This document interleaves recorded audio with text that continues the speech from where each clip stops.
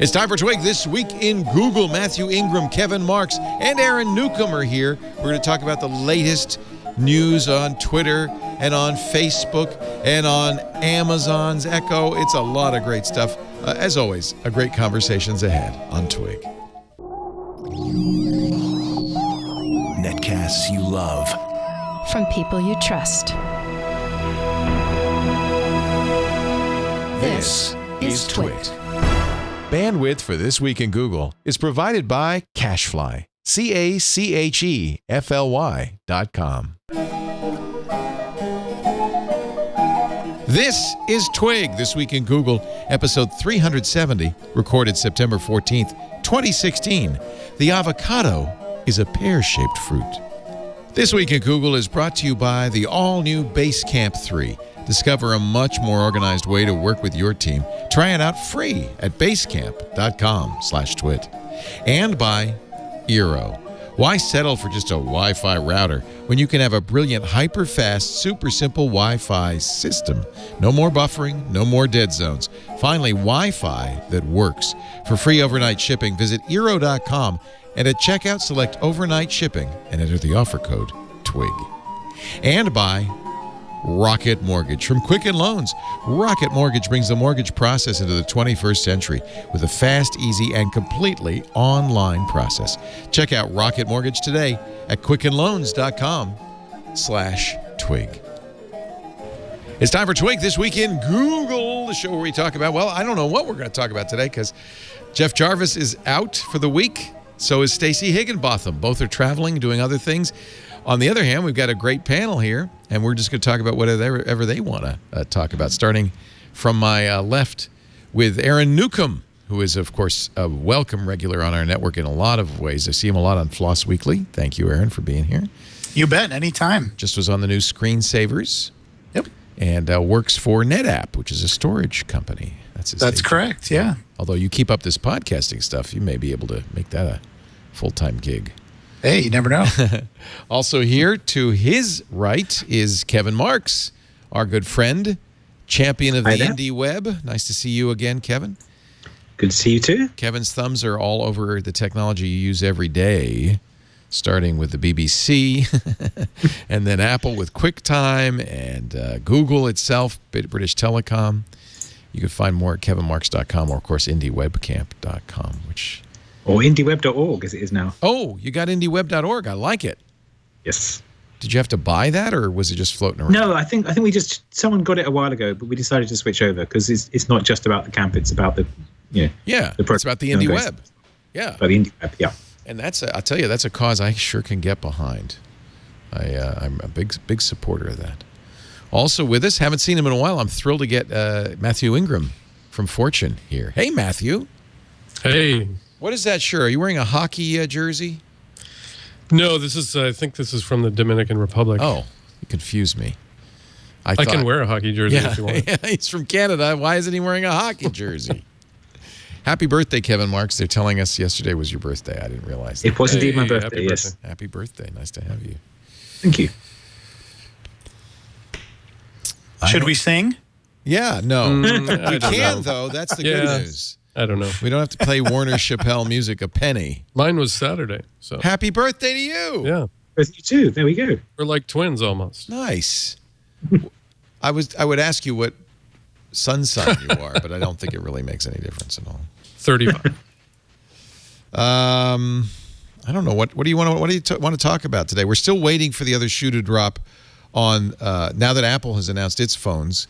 Will be with great interest that we'll watch. And the rumor is in 3 weeks, Google announced its phones. The code name, no longer Nexus. These will be Pixel phones. If you're to believe the rumors, Android Police says Google's Pixel phones will be the iPhone competitors we've demanded for years.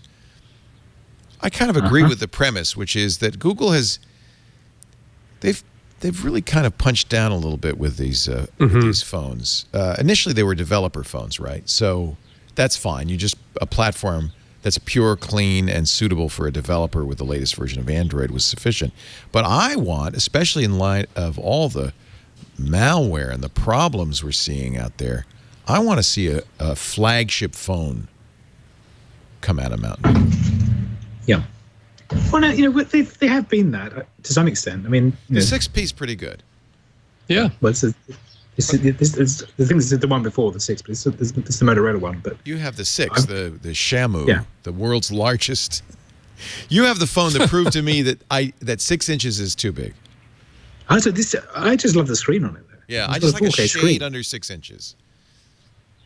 And we know now, of course, that the Note 7 is no longer a pretender to the throne. Right. Which is very sad. What a great phone. I would see, but what I'd like to see is a Note 7-like phone made by Google with guaranteed Android updates. Will they do that this time around? Mathew, you agree. You seem to think this would be a good thing. Yeah, I do. And I've been happy with, I've had Nexuses. I don't have one right now. I've got an LG, but I was happy with them, but I think they never really reached the sort of same level competitively where they were going to appeal to huge numbers of people. Because they're not sold by a carrier, partly, right? Partly, and so people just weren't exposed to them, but also all the benefits of them seemed just too nerdy to explain to people. So, I get updates pushed straight from Google. Well, that doesn't, most people, it's hard to explain why that's a big deal. And I just think the sort of the finish and the production and just the marketing of them, or lack of marketing, they never really hit the kind of same level. I think there's a perception, true or not, and I think Google contributes to this perception that Android phones are the cheap phones. Mm-hmm. There are certainly a lot of cheap Android phones out there.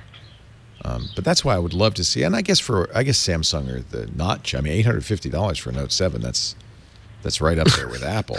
It's not a cheap And phone. you can cook on it, apparently. Yeah. You could use it as I actually had one, and I loved it. It was a great phone, and mine was not problematic at all, never got hot, but I didn't dare keep it. Yeah. I didn't Can't take it on a plane. Well, that's right. I'm not, I don't want to be singled out at the gate. Yeah. Although how they're enforcing that, are they looking at people's phones? Actually, I saw someone mention on Twitter they had to prove that they had a Note 6, I think it was. You're kidding. And that it wasn't Really? a Note 7, yeah. Wow. Is this overblown? I mean, we know that there's only been maybe 70 incidents so Yeah. far. Sure, Out of it's 2.5 million phones. Yeah. And it was it's only while being plugged in. It doesn't do Well, it. I praise Samsung for their alacrity and thoroughness in the recall, I don't praise them for their forthcomingness, if that's a word. In other words, they haven't. It is now. It is. I just made it a word. They haven't really told us what it is. What's the problem? No. Right? No. Well, and that's a big problem for them actually too, because they sources have said that this only affects North American or at least this side of the Pacific. This phones that with were shipped the here. Samsung affiliate battery as opposed to a Chinese battery. That's what it appears to But be. that's not the way a lot of media outlets are reporting it, especially the ones that don't know any better, right? Well, you don't want to report. Look, okay, so I had the Chinese phone, and I brought it into T-Mobile, and the T-Mobile clerk said, well, this is the one made in China. You're probably okay. And I said, well, is it your recommendation that I not turn it in? He said, no. No. No, please. My recommendation is you turn it in. Nobody wants to be the one that said, well, that phone's okay. And Samsung's not saying. I mean, I wish they would. Yeah. There was a phony IMEI database. Don't trust that. Samsung isn't even really saying exactly what's wrong, so we don't even know if it's only while charging.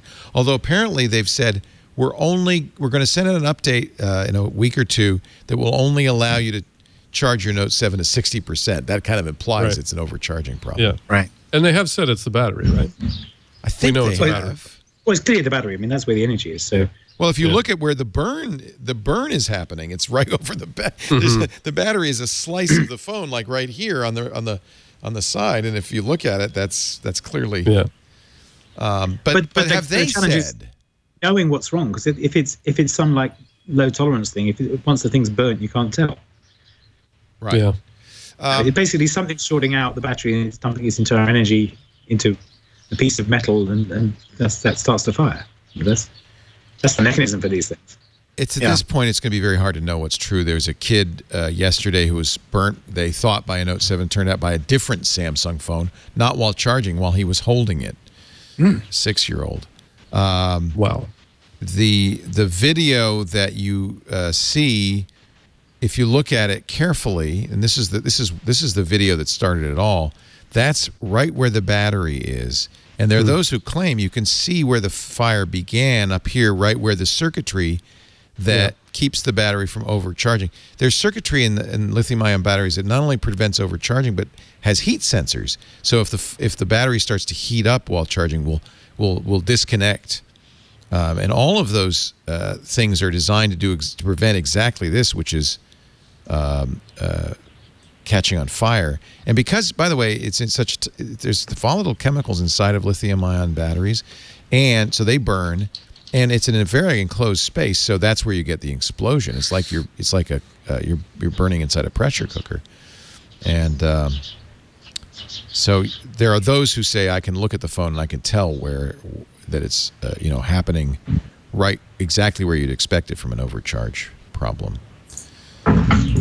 Nevertheless, I wish Samsung would say exactly what's going on. I would love for them to say, here's how to tell, but apparently they don't know because they're going to take them all back. That must cost them a lot of money. Yeah. It's going to be $1 billion or so. And not to mention the damage to their reputation. Well, the stock cratered. I mean, if you look at the stock chart, it's bounced back since. That's probably not fair because it's only a small percentage of Samsung's overall revenue is the mobile. But those things always get, I mean, it's just such a black eye. Right. $26 billion of market value. It's like you had one job. Right? Yeah. You're not to have your phone blow up. Right. Yes. Yeah. List of things your phone should not do. 1, catch on fire. Hell's This is Kitchen. predicted by XKCD in XKCD number 651. Okay, let's get it here. XKCD 651. There's somebody in the chat room says that he was on a United flight from Nashville to Newark this week, and the stewardess. I'm sorry, the flight attendant said, if you have a Samsung device, you have to turn it off. We're not going to check to see whether it's a Note 7 or not. Just turn off all Samsung devices. But I don't even know if that's the right answer, because if it's only during charging, here's XKCD. But if you're worried about bombs, why are you letting me keep my laptop batteries? If I overvolted them and breached the cells, it would make a sizable explosion. And his wife or girlfriend says, oh, God. It's okay, dear. In a moment, he'll realize I have a good point and return my water. Oh, dear. Oh, dear. Yep. Yeah, you really don't want to talk logic with the TSA. No. You just want to shut up. Just shut up. Just shut and up. do as you're told. Do whatever they say. Yeah. And thank God you got on your plane. Anyway, yeah, I actually feel bad for Samsung. I think they made a great device. They obviously made a mistake. This was supposedly, and again, I would like to hear Samsung's story, but what I've read is that the Samsung battery affiliate, for the first time they'd used this new Samsung battery affiliate, and they were the ones who made the bad batteries, that no recall in China because China requires all the phones be made in China with Chinese components, including the battery. My T-Mobile phone, as I think most T-Mobile phones, were made with Chinese batteries in China. Didn't have the, TSDI, TDSI battery that but again, a lot of this is conjecture. I feel like we should. Apparently the stock lost $14 billion in value. Yeah. On Monday. But you know what? To me, that's a buy signal because Samsung also makes bulldozers and refrigerators. Exactly. And it has rebounded. And even if it's a massive recall, it's only a couple billion. It's 5% of their business, the mobile business. Yeah. It's not. Wow. I think there's some overreaction. And at the same time, like my T-Mobile salesman, if you ask me, should I return it? Yes. Yes. Because they give you your money back and they give you a $25 credit. Yeah. The sad thing is they don't have Note 7s to replace it with.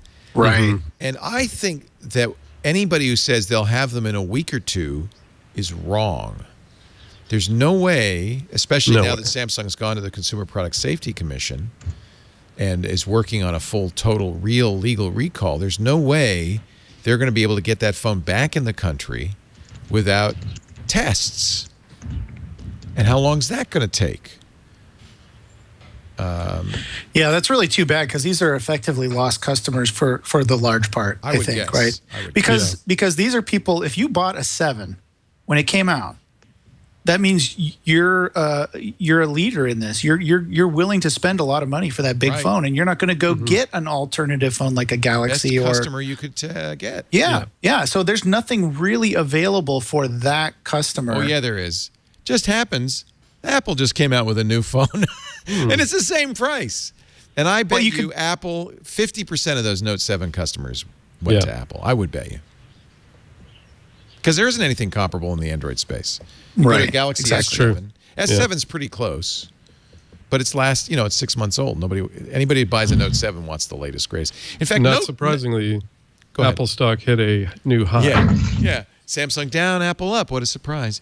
Apple's already said they're not going to report weekend sales figures, pre-sale figures, because whatever the number is, it's just supply number because the demand exceeds the supply. And I think that's true. Right. Just anybody who's tried to get a new iPhone knows they're pushed back now to November. Same thing with the watches. Apple fans just, they're if nothing else, they're consistent. So I think Apple's going to benefit greatly. Definitely. Yeah. Apple fans are like that Futurama, meme. Just shut up and take my money. Right. I don't want to hear anything about it. Just and how once you lose that customer, I very much guess it's a zero-sum game. Once you lose that customer, Samsung's not getting them back. Yeah, until the iPhones start blowing up. Well, that's the other thing. This has happened to everybody, including Apple's had this problem. Dell's had this problem. Toshiba had to do a recall. Lithium-ion batteries are inherently kind of dangerous. Yeah, remember that Dell video of the laptop with flames coming out? Right. I mean, this XKCD comic is actually correct. These things are. Of course, you don't sit on your laptop typically. Well, yeah, you don't have it in your pocket. You're not holding it in your hand. I wonder. So you bring in your phone. You can get a loaner. In some cases, the loaner is like the Samsung, Wonderment or something. It's some weird, crap phone, and you just use that. You're supposed to use that until the Note 7s come in. But in a month, when they still haven't come in, what are people going to do? And so I just took the money. I said, "Fine, give me a credit.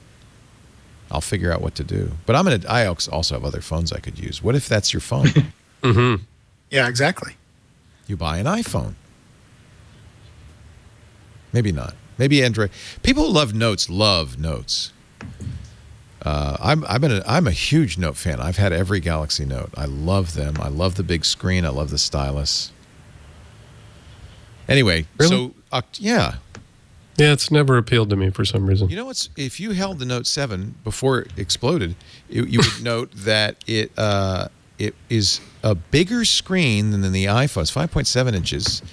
It is much higher resolution than the iPhone. It's OLED. It's a beautiful screen in a smaller package. Yeah, that's fair.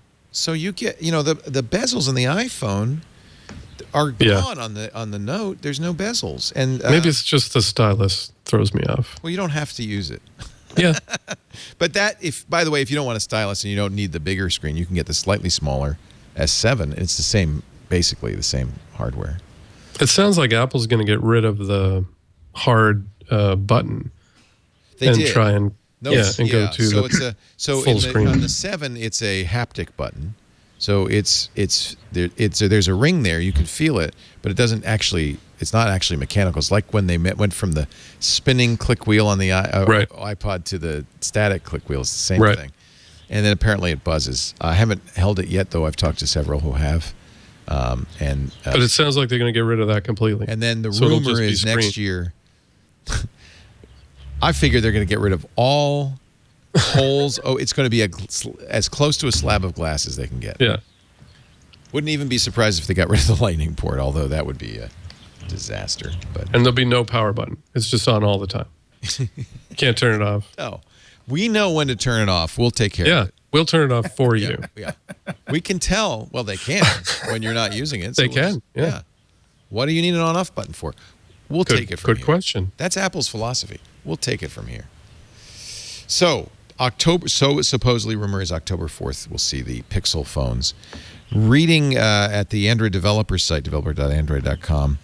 This is something developers, of course, greatly interested in: the adoption rate on various Android operating systems. There, 0.1% of all Android phones are still running Froyo. Version 2.2, 1.5% gingerbread, 1.4% ice cream sandwich. It goes up, though.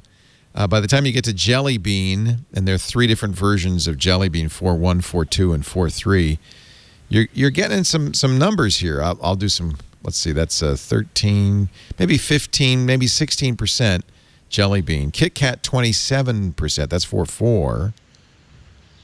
So almost half of all the Android devices are running 4 or earlier. Mm-hmm. Then Lollipop. Lollipop's this nice big wedge here. That's the last That's the biggest single one, isn't it? Yep. That's a total of 25%, sorry. 1/4 of all. No, 35%. 30? Oh, right, 35%. Wow. More than a third of all Android phones are running 5. Marshmallow, 18.7%. And apparently, Nougat is not even big enough to show on this chart. Wow. It's Wow, less is that the live one? Yeah, it's less than 0.1% for Nougat. But that's only because there's only the only people who have Nougat right now are people who have Nexuses. Yep. And Maybe. and I guess that new LG phone is going to be the first phone shipping with Nougat. That's all right. I mean, the problem is there's massive Android malware flaws. There's a new one. And nobody is protected. Not even, I think the September Android security update fixes it. But I don't think I have it on my 6P yet. And if you don't have a Nexus, you're not going to get it for a while. That's not good for Android. I feel like it's like the presidential election. There's really no... There's no good choice. There's no good choice. So who's Trump in this scenario? I don't know. I think Android is Trump. And stay the course. Apple is the stay the course safe choice. Right. Android is going to be... Android is the... Well, it's different. It could be good. It's definitely experimental, and it could also blow up in your hands. I think it is actually a very close metaphor. Not to get political or anything, but I feel like that we are at this point now where I prefer Android phones, but I'm nervous about the rapid spread of malware. There were so many apps that had this. This is a 0 day. There were 2.5 million downloads of one of the exploits in Google's Play Store. Yeah, I got hit by it. You did? Mm-hmm. How did you know? Well, it just started. Everything went haywire. Oh, my God. I don't know for sure that's what it was because I'm not, an Android software engineer and I don't understand enough about. But the phone. Did you wipe the phone and start over? You'd have to, right? Literally just started having seizures. Wow. Google Play Store would not load. Wow. Google Play Services, the underlying service would not load. It kept saying it wasn't there, but it was there. Tried a whole bunch of different things. Eventually just had to wipe the phone. Well, and that's probably the smart thing to do because the worst case scenario is that you wouldn't have any weird symptoms, but you would be rooted and and have malware on there. And the problem with that one is, so weird things start happening with your phone. Like 99% of phone owners would just have no clue what to do. Just turn it off and turn it back on again. They don't know, they're not going to go looking for, how do I, reinstall Google Play Services when I can't get to the Play Store. They're just going to be like, my phone is busted. Right. They'll bring it in. But I'd far prefer that to the worst case, which is everything seems completely normal, but meanwhile, everything you're doing is being passed off. Security expert, this is one of these is called Dress Code. 40 different Google Play Store applications. Yikes. One of the most popular apps downloaded between 100,000 and 500,000 times. So the advice here, by the way, is, well, make sure you buy an Android phone from somebody who's already agreed to take the Android security updates. 2, don't download frivolous apps. Like the worst one was a Clash of Clans. It was a hack that purported to give you Clash of Clans gold. Don't fall for that. Right. Get your apps from well-known it's not Facebook and Snapchat that are the problem. It's, chest of gold for Clash of Clans. I don't know this, again, because I'm not smart enough, but what started happening before this happened to me was I got Google Play pop-ups generated by random websites.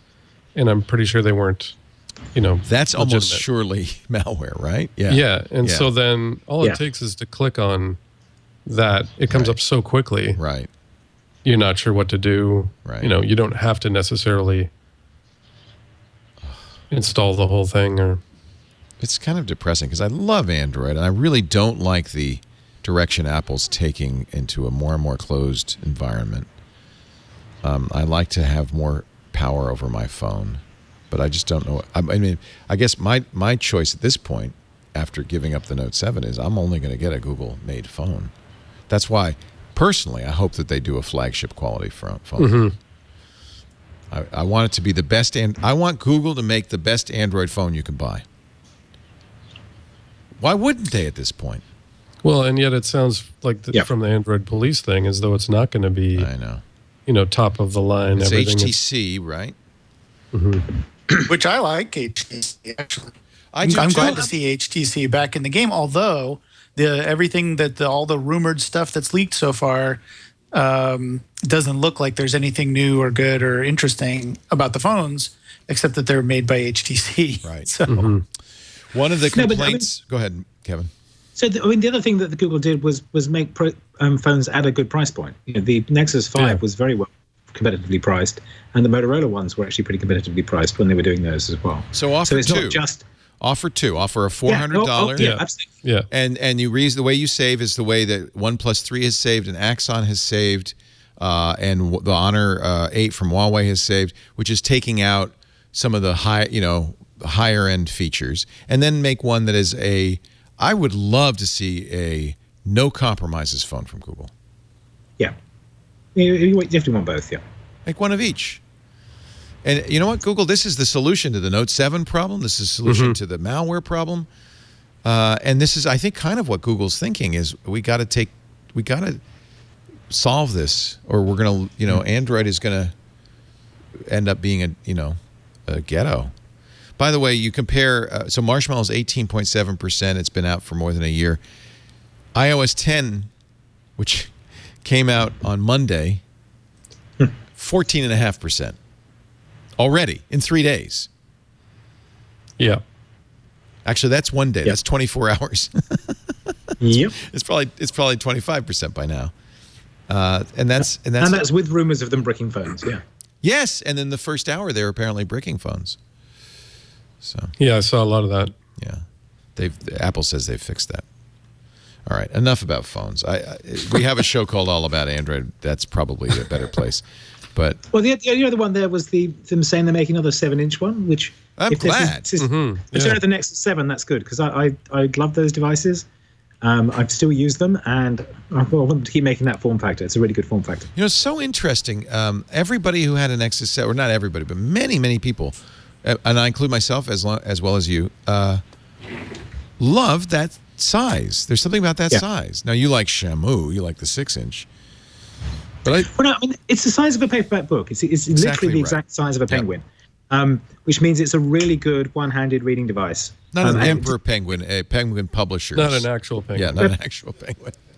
I still Yeah, have my yeah, Nexus yeah, 7 right here in my drawer. I use mine. It's on my desk in the other studio. Yeah. I use it every day. Yeah, mine's over there in the other room. Yeah, but it's a nice device. The weight's good.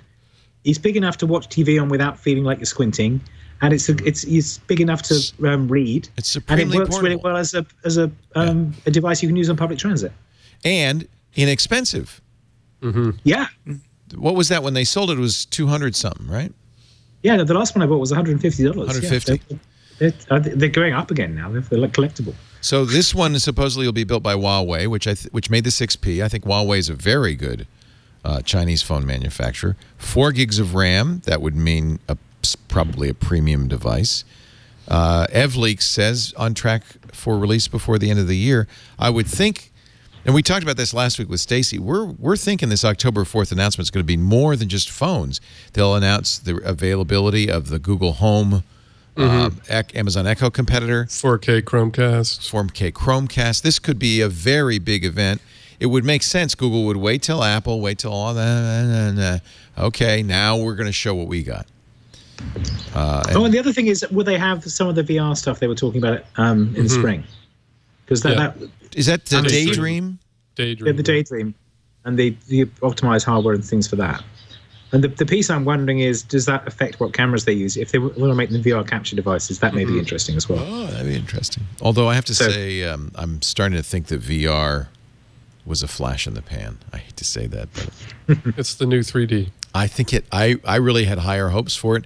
It plays better than 3D in the sense that the first time you use it, you get very excited. But the problem in 3D, I don't think that's the case. But the problem is that many people, it nauseates many people. It's a good experience, but not a compelling, not the one that you want to spend hours a day in that sweaty visor.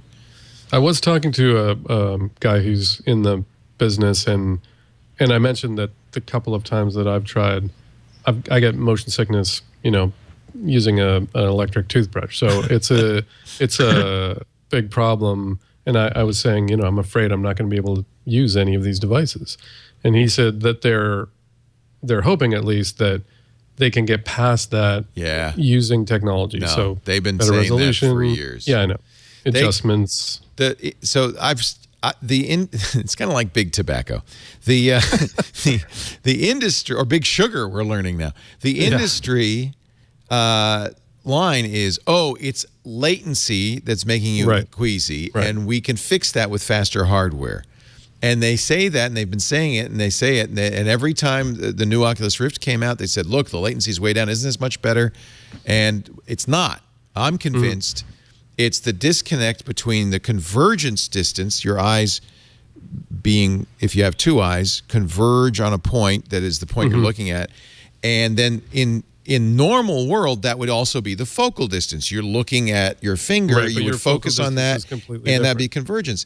And just as in 3D, by the way, it's the same problem with 3D. In VR, your convergence and focal distance is not the same. Right. And I don't think they can fix that. That's what makes you barf. There's two things there. One is there's two effects going on at once. One is focal distance and convergence. You're right. That is an issue. The other is that there's two ways you judge distance. One is, are they differently focused? Have I got separate things? The other thing you do is you move your head side to side and watch things move against the background. Right. Parallax. And that second one hasn't been possible until the latest generation of VR because the feedback loop wasn't quick enough. So that one does make the difference. It does reduce the nausea quite a lot, but it means that they've got to keep that loop tight. But yeah, the other problem of I'm focusing here, but my eyes think it's over there. That is a problem. Fix. Yeah. That's doable. That's part of there are things there are headsets that do that, but they're mostly focused on the AR world, and they're not cheap enough to ship yet in mass quantities. But you can do the overlay stuff that works at different depths by having a light field thing that projects. Right. But yes, but they're still in like research labs. They're not shipping this year. Well, I'm really interested in that, though, because I actually do think that mixed reality, or whatever you want to call it, augmented reality, different companies have different terms. I think that actually has a lot more potential than true sort of VR. And that you don't get as nauseous because you have real world grounding points. Exactly. Tim Cook just said that in an interview. Apple's CEO said, yeah, we think augmented reality, because VR seals you off from the world. Augmented reality, you're part of the world. I think Apple, that's where Apple's putting their dollars. And I think we've learned a little bit from the VR experiment. I'm really thinking. By the way, thank you. Evan Dunn in the chat room has passed along an article where I love this. A VR researcher says, "Well, the problem is you need a virtual nose. How to reduce VR sickness? Just add a nose, a massive nose sitting in the game frame." Yeah, that doesn't feel right to me. No. You know, that's a nice try, but I just don't feel it. That's not going to help with either one of those problems we just discussed. I think you can make VR tenable, but I think it's for a variety of reasons. It's going to be hard to get people to spend hours in a VR helmet. I think it could be great for some things. I mean, I was fascinated by this company that's focusing on medical applications, not just for doctors and sort of operating, but for, you know, patients who are bedridden, to be able to escape and see, you know, parts of the world they may never see again. I mean, that's fascinating. That's not a broad kind of mass market application, but still interesting. Well, as somebody who's probably going to have to visit the world that way in the next 20 or 30 years, I'm looking forward to VR in the nursing home. Yeah. Because it'll open up a whole world to you. And you know, a lot of this I think is I was just talking to somebody yesterday or on Monday, long time computer science guy, and I said I think a lot of this is influenced by the fact that we all read Neil Stephenson's Snow Crash. Yeah. And we just want the metaverse. Yeah. And he agreed. He said, yeah, everybody was reading Neil Stephenson 20 years ago. That was the thing. And we're all trying to figure out a way to jack in and be in this virtual environment. But just the desire to make it so doesn't necessarily make it so. Maybe Second Life will come back. Yeah. He was, by the way, this is the guy who wrote the Alphaville Herald or whatever, the newspaper in Second Life. He also invented Gopher, Pop Mail. Yeah. And it was very instrumental in early VRML experiments. Who was? This guy. We interviewed him on Monday. Mark McCahill was his name. Great interview. I remember VRML. Yeah, remember? Yeah. And he was a big proponent of Second Life. And he said, well, the problem with Second Life is this kind of similar to the problem in all social networks. When people are anonymous, they just act badly. Yeah. No. I'm going to push back on that one again, as usual. It's not about anonymity. It's about social norms. It's about how people have sort of decided that place behaves, what it's like. So if there's a culture of misbehaving, then people will join in that misbehavior. If there's a culture of like working together and being polite, they'll join that culture. So he said something like that, which is the story or the purpose or the goal of the place also will help that. Right, exactly. And he talked about EVE Online, which is a massively multiplayer online role-playing game. He said there are areas in EVE Online where you are evil. That's part of the gameplay. You choose evil, but it's fine because it's sustained by this storyline and this rationale. It's not chaotic evil. Mm-hmm. Twitter is chaotic evil. I don't know. I read did we already talk about this? I read an essay about this a couple of weeks ago. Oh, good. Is this on Figany? No, this is on Medium. Not even that. It's on a published publication. What? Like on Dead Trees? Let me stick that in. All right, you find it, and we'll talk about it when we come back. We're going to take a little break. I always love Twig because it's our most intellectual show where we get the most abstract and interesting stuff. And I think we couldn't have three better people to do that right now. Kevin Marks from indiecamp.org. Let's put that up. Indieweb.org. Sorry, take away the camp, leave the web. Indieweb.org. We'll put that in your lower third, I think.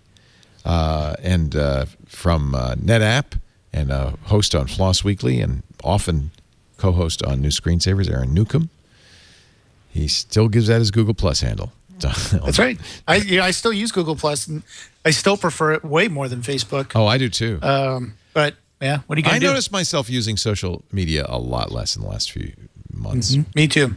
I think I'm burnt out on it. Yep. I just want to keep to myself. And that's why Mathew Ingram is in Ontario. He's at fortune.com and another great thinker. I love the Big Thinkers shows. We'll have more in just a little bit. But first, a word from a brand new, I'm very excited, sponsor who's a very old friend. Maybe you saw our interview just a couple of weeks ago with David Heinemeier Hansen, DHH. I've interviewed his partner, Jason Fried, many times. You remember 37 Signals? They're now Basecamp. Last couple of years have been Basecamp. Basecamp 3 is all new, and man, it just gets better and better and better.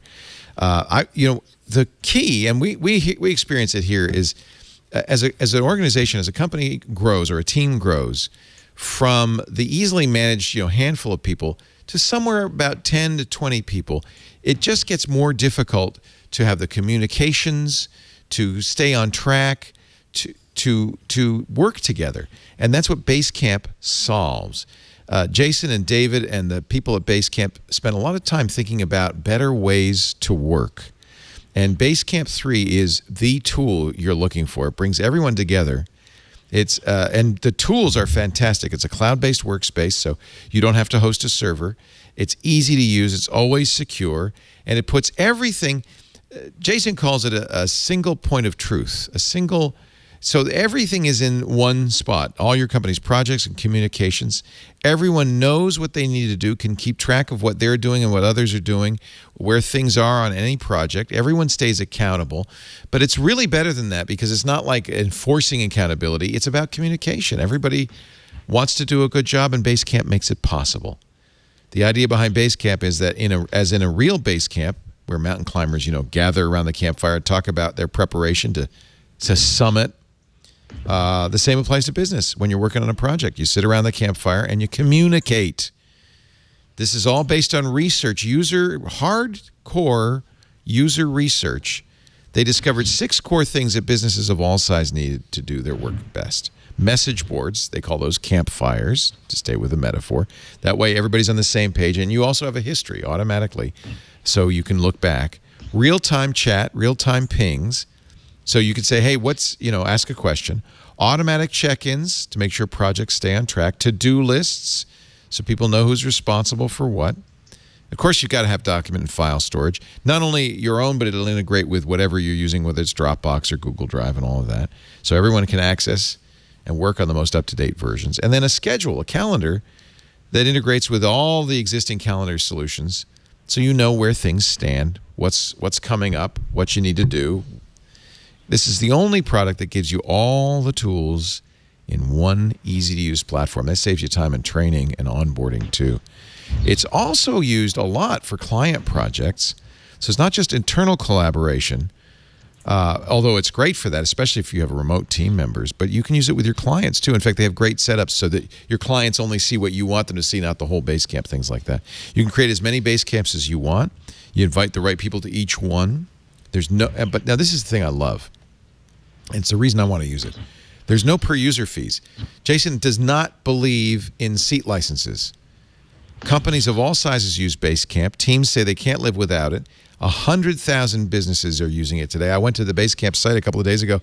8,000 people signed up for Basecamp last week. Last week. And it's free. You could try it for free. So it takes no time to learn. They have, of course, lots of great tools to help you learn how to use it. But you can sign up right now for a free trial. Get your team on board when you're ready. Play around with it. And look at the pricing, because nobody has better pricing.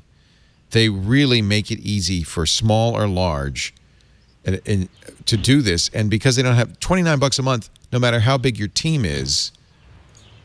What? Yeah, this is awesome. Basecamp.com/twit. It's not even that. Right now, it's free. Basecamp.com/twit. Set it up. Give it a try. This is such a good solution. I'm sure you've heard about it. Maybe you've read their books, Rework. These guys really think a long time. And God, I love David and Jason. They're really smart. Basically, David Heinemeier Hansen wrote Ruby on Rails so he could write Basecamp.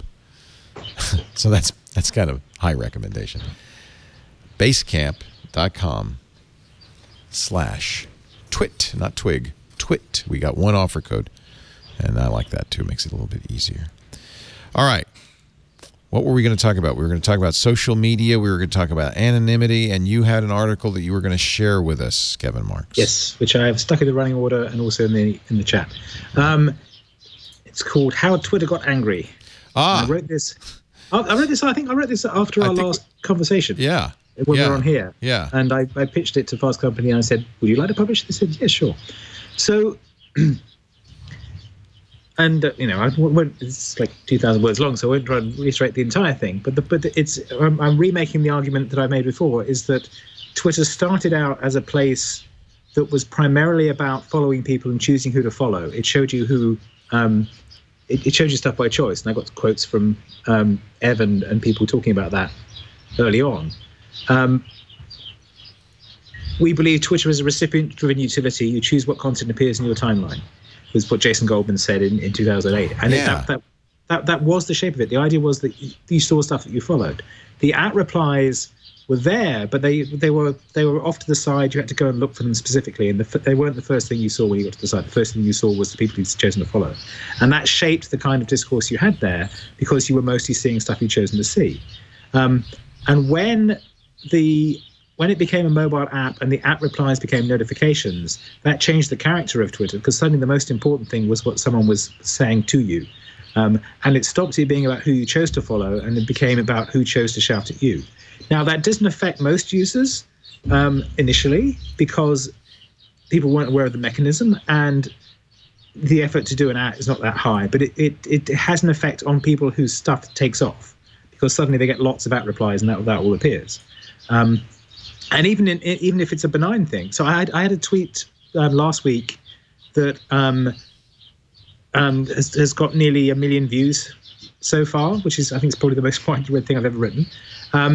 And just the fact that happened meant that my phone was like buzzing continuously, because I was getting replies and reposts and things to it. And this wasn't, that people weren't being mean to me; they were just sharing it and commenting and doing that. But just the sort of the level of traffic that was coming through changed my experience of Twitter, and maybe like stop tweeting for a day. The tweet will take some explaining as well. Hang on, I'll find it for you. By the way, this is why I hate Twitter, because it's a lot of very succinct, inevitably shortened, often highly abbreviated, out of context messages. Mm-hmm. I read my Twitter stream and I feel like I'm having a stroke. Like I don't understand what's going on around me. In jokes, yes. Okay, I'll put the tweet in the chat. Hang on. So this I did tweet, that to my. Go ahead.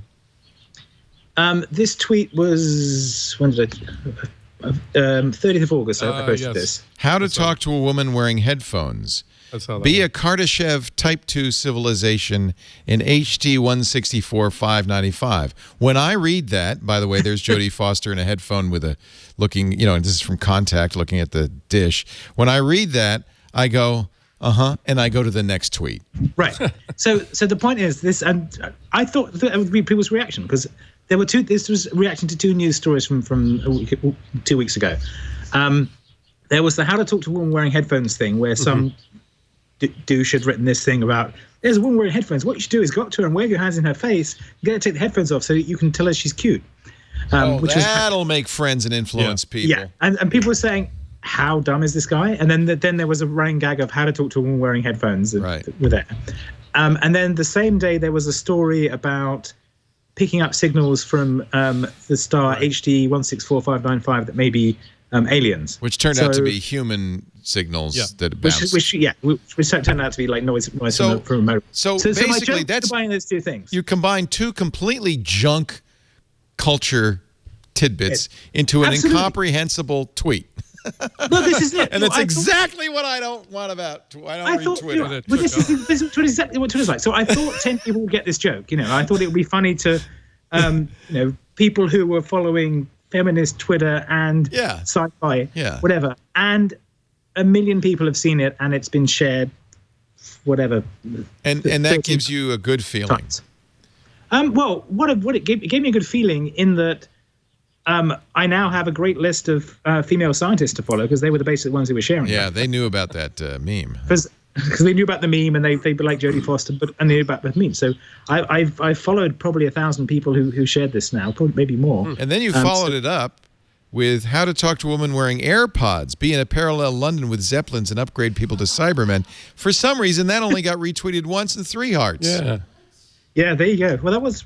See, it was a week later. Plus, Twitter is like. And also, people didn't get the maybe people didn't. I mean, look, I love it. I love it that you love this and you find this valuable. But it's one reason why I don't miss Twitter at all. Yep. But that's one of the things that fascinates me about it is you can have a tweet like that will go completely viral and thousands of people will share it. And then you can have one that's arguably better or more intelligent and no one will click on it. It's completely random. It's like the time of day or what memes are going around, or one person shares it who's got a lot of followers and then other people see it that way. I've had 2 or 3 where that's happened and it's been shared, 150,000 times. And I have no idea what differentiates that from the other ones that get 10 clicks.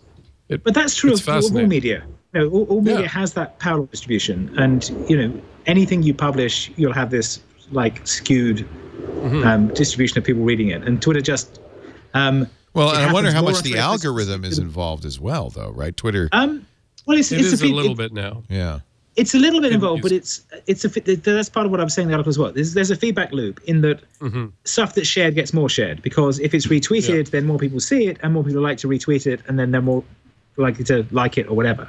And so that signal spreads out. It does amplify it more, but it's at its core, it is driven by people. So that the part of the power of Twitter is that ability for it to sift through the global meme space, and all of us as individuals being synapses in that meme brain, sharing this stuff out further and making it come to the top. And so part of the reason they put trending topics and the other bits at the top of Twitter is to say, look, we found this interesting stuff. And things can take off and spawn out of that. And they're not predictable things. They can be, mine's a small ripple compared to some of the things that take off on Twitter, but there have been big things that do take off. And that mechanism is a powerful thing. But it also means that that combined with the way app replies work is a bit of a problem, because it means if you do spawn something like that, then you get a bunch of people who think, well, A, you get a bunch of idiots who make the same joke back to you or explain to you or do something worse. B, you get people who are going to be abusive to you because you're suddenly a big target, and you're not geared up for it. You're not. If you're not verified, you're not marked as a famous person, you don't have as many tools to dampen that stuff down. Well, I have to say, I would be nervous about getting a lot of retweets, because that pretty much guarantees that you are going to now start get you're going to get trolls, vituperation and So one of the things that has changed. They just released it when I wrote this, but they've now got a thing that they've got a quality filter they turn on by default, so it won't notify you about. I know, and I've turned that off because that otherwise I won't see people who are doing damaging trolling. What is that? What good does that do? I've never understood what Twitter's attitude is. We'll just block it. That implies that the trolling is only damaging to you, or like something you should see. But in fact, it can be much, much more damaging. We have there's one idiot troll we have out there who tweets all using @replies every one of our sponsors, and I have to see that because I have to see because I will hear from the sponsors if I don't quash it. So I mean, he's trying to put us out of business. So how does it help me if I don't see it? It doesn't help me at all. In fact, the only reason I see Twitter is because I have alerts that let me know that he's at it again, so I can go in and get his account suspended, which I do 2 or 3 times a day now. I think that's fun. I don't know whether Kevin would agree, but I think part of why Twitter got to where it is now is that in the early going, the company was very fixated on growth, allowing speech. No, not just growth. Free speech. Yes, right. Yes. But allowing speech of all kinds, and being the free speech wing of the Free Speech Party, right, and those sorts of things. So their default was to allow speech, and that has value, obviously, for a whole bunch of reasons. But I think it stopped them from thinking about the things that they could have done to stop that sort of trolling earlier. Life is too short to read Twitter. Well, of course, you can't read all of it, but part of the point is that any it's of it. public stuff. I'm too old to waste my time on this absolute drivel. Even the best stuff is drivel. What's fascinating is one of my daughters is obsessed with Twitter. She's on it all the time. She's 18. That's because she thinks she's going to live forever. Yeah. She got mad at me because I did what Kevin described. I retweeted one of her tweets because I thought it was funny. Oh, interesting. and she said, "Why did you do that? You ruined my life." And Interesting. I said, "What are you talking about? I thought it was funny, so I shared it." And she said, "Yeah, my phone started blowing up with all these, mentions and replies and morons." And she said, "Please don't do that again." Isn't that? But that's very intelligent of her. Yeah, so and maybe Twitter's better if you're under the radar. I don't know. Yeah. Well, but I think she feels that way. Yeah. But the other thing is, I mean, you can still use it in that way. You can still use it as a place to talk to your friends and so on. But a lot of its power is its amplification. But so there's several aspects to this. One is, yes, you're right. You hiding it from yourself is not really enough. You want it to be that if you say this person is blocked, everyone else who goes to your page doesn't see those. So the default is that the idiot can scribble on your wall, and everyone will see it. And for the people who follow the idiot, that's probably okay. But by default, if you've blocked them, why should they be showing up on your wall? That's a sort of control of your space issue. So that would be something that. And this guy shows up on the wall of every sponsor, and many sponsors aren't sophisticated enough to recognize trolling. So then we have to talk to them. I mean, Twitter is facilitating one person who wants to put me out of business, and they do it. There's nothing I can do to stop it. Is that a good thing? No, I think the sooner Twitter goes out of business, the better for the world. I think. No, I disagree with that. Twitter has been I would disagree. Twitter has been. Twitter is a force for good. Oh God, I totally disagree. I wouldn't go that far. I think you will come around. I think in a couple of years you will come around and realize that Twitter has actually been a very damaging to the. I disagree. The colloquy.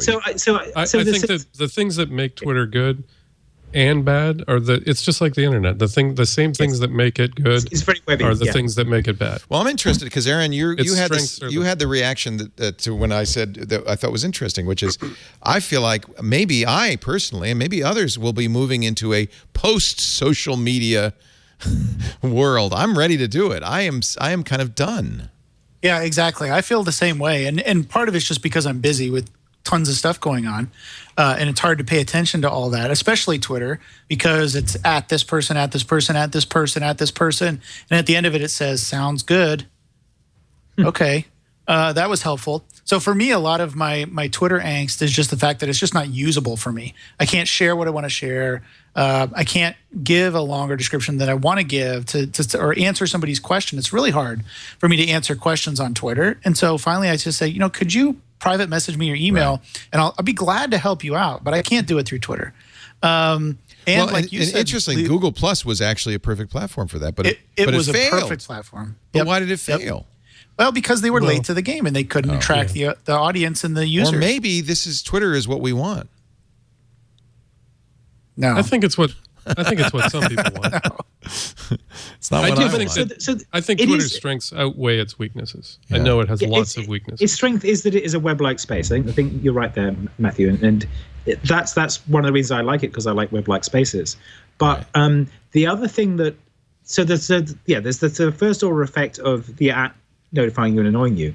The other thing that's slightly odd about it is that because it amplifies this anger, it also seems that when you go and look there, the most likely thing you are to see is something angry by someone who's got more followers than you, or who his tweets more popular than yours.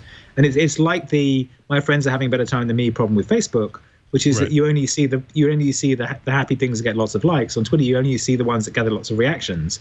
And because they amplify the bad reactions, you tend to see a lot of anger as well. So it becomes normative that Twitter is the place you go to shout at people. Mm-hmm. And there's some value to that in terms of if you're complaining about the government or politicians, or even if some company has messed you about and you want to shout at them and then wake up their customer service team. There's value for that for the individual and even potentially for the people on the other side of it. But it goes very wrong when it's targeted at another individual, and when it's a normative thing that, as you say, this guy can go around and shout at you and shout at your advertisers, and there's very little you can do about it. So there's a structural problem there because it amplifies that shouting. And it is a structural characters. The 140 characters amplifies the problem as well, because you can't. Yes. There's no room for nuance. You have to compose something that's more or less like a bumper sticker or a T-shirt slogan. So Oscar Wilde would have loved Twitter. Yeah, and so people who do that well particularly the ones I follow who are part of Weird Twitter or Funny Twitter. Yeah, there's great stuff. Some of them are hilarious Yeah. because they've refined that to an art form. But unfortunately, it also encourages people to distort things and to sort of make announcements or pronouncements that are kind of true but not really, because there's no room to kind of go into depth. Well, and those don't get any retweets anyway. So yeah, but don't you feel like you're more misunderstood on Twitter than on any other social platform because of that? Definitely. I mean, I have to explain things, and it's like, no, that's not what I meant. I just didn't have enough room to fully explain what I was talking about, and it drives me bananas. Trying to have to, then you have to go back. Oh, that's not what I meant. I meant this, and then it's like, I could have avoided. I spent so much time dealing with this. I could have avoided the whole thing. Well, all of my stuff goes out to Twitter, by the way. I like to use it. I like people to follow me wherever they want to, or whatever they're comfortable with. But I don't like to use it. It's my least favorite social network. It's like trying to communicate, complicated concepts through text messaging. So you text someone, they text you back. It's good for things like, hey, where should we meet up? Or, I saw this cool thing, but it's not good for having long discussions. Right. In fact, it makes those worse. So if you're having a disagreement with somebody, texting is the worst possible thing. And Twitter is probably the second worst possible thing. And I remember my wife saying to our daughter, she was having this text fight with somebody. She said, get off your phone and call the person or go over there. Yes. Because texting and social media is a great place to start a fight. It's not a great place to stop a fight or to reach an understanding. Well, and the lack of nuance in text really can actually create fights, I've found. Misunderstandings. And totally. Yeah, that is kind of, with my friends, that's our rule now, is say it in person, because you lose a lot of nuance on that. So I have a good quote from Jack, which I've stuck somewhere. I saw that, and actually, is I wonder, because it's also in Fast Company, if this is Jack's response to you, or if it's is it related? You can only express yourself, he says, if you feel safe to do so. You need a sense of is this in the context of what he wants Twitter to become? Yes. So this we're not a social network as people think about it, he says. And this is quite a long discussion of what Twitter's up to, but that piece I thought was interesting, because he's basically recognizing that there is this problem with people not feeling safe because they get so shouted at, and they need to fix that, and they're working on that. So that's an encouraging thing. There's other issues too. I mean, half of my Twitter followers are not real; they're spam. Mm-hmm. And I would say that's true of a lot of especially true of people with high follower accounts. And I think that what you're going to see soon is an exodus from Twitter. People are being fooled right now. They think they're talking to 37 million people when they don't realize that 15 million of those are not even people. I think you've actually started to see it already. Yeah, I think there's already an exodus going on. I think it's going to snowball. Yeah, there has been, but Twitter is going to need to rebuild that sense of conversation. That it can be at its best, and it often is. It's hard to go back, as Google learned. Once people start abandoning you, it's hard to convince them to come back. They're doing all these streaming things too. They've just announced that Twitter is going to be on Apple TV. I don't want to. The last place I want to do is sit and watch at Twitter on my big screen TV. Yeah, it doesn't feel like they want to focus on those things because there's not enough return to it. They'd rather cut a deal with the NFL or the NBA and stream clips of shows, because that's where the money is. There's no money in making it a more appealing community for people to chat. Yeah. No, but the reason Twitter is valuable for the TV stuff is that and that's where the back channel does make some sense. If you've got a shared conversation about something, that can make more sense, and you can make that stuff cohere. And it was the thing that got me back watching live television. Was the sense that there will be a conversation about it on Twitter that I would want to see at the same time. In the same way that we have a chat room here who are watching us and talking about us, being able to have that for a broadcast show is powerful. So I stayed up to the middle of the night to watch the royal wedding because I knew that British Twitter would be really funny. Yeah, that's true. There are times when Twitter shines. I'm not denying that. So there's a coherence to that strategy that does make some sense.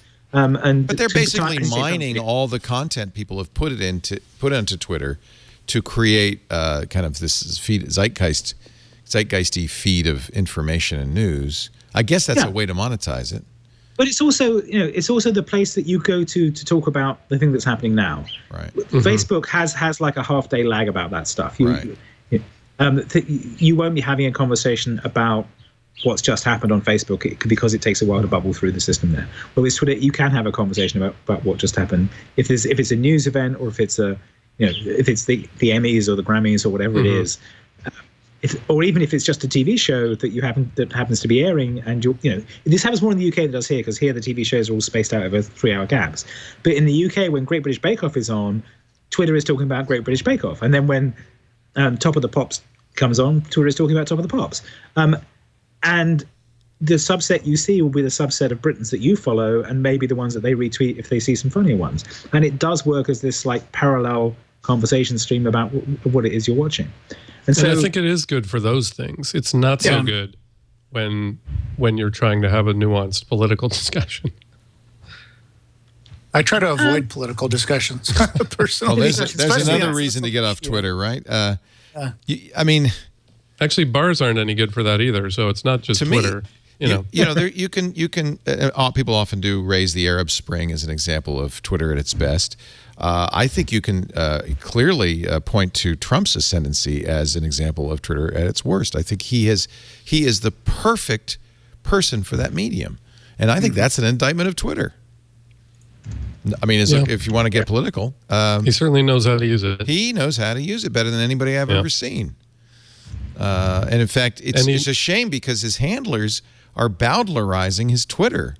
And the handler's tweets are not interesting in the least.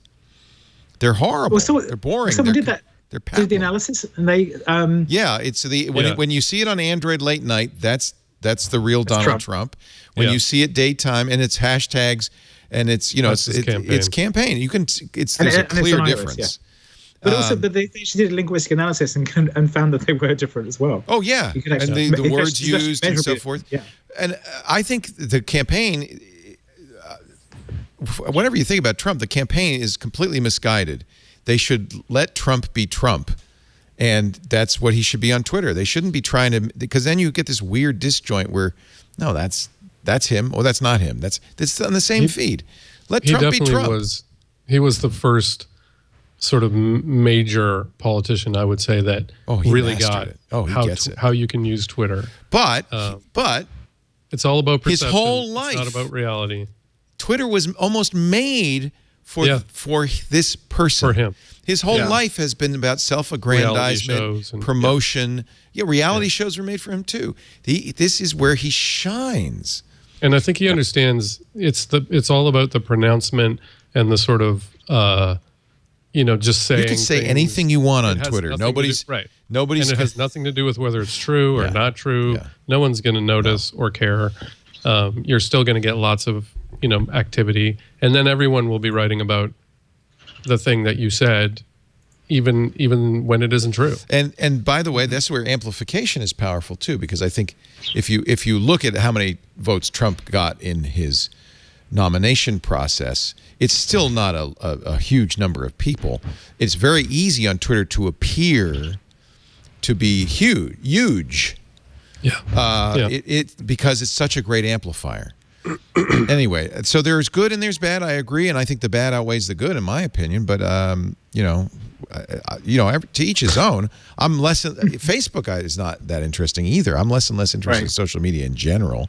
I feel Do you interact with your friends online? Well, the thing that breaks my heart is people ask me questions on Twitter all the time. There is, people, listeners and viewers that want to interact with me.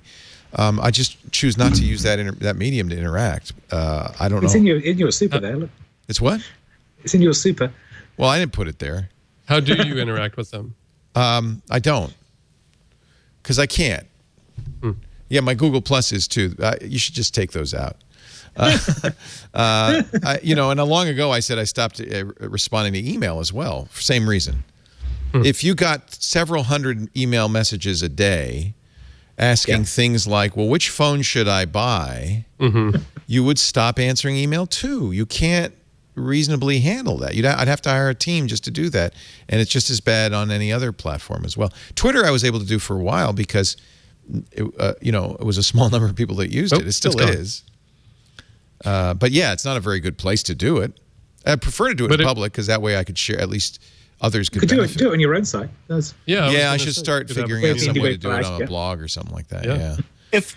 So I've got a question. If this group, the four of us, if the four of us were going to build the ideal social network, the one that would take over the world and be exactly how we want it, what would we include in that social media tool? What would we include and what would we not include based on what we know about Facebook, Twitter, and Google Plus? Because I think there was a lot of good in Google Plus.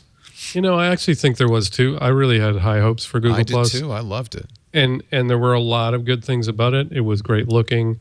It was good, especially for things like photography.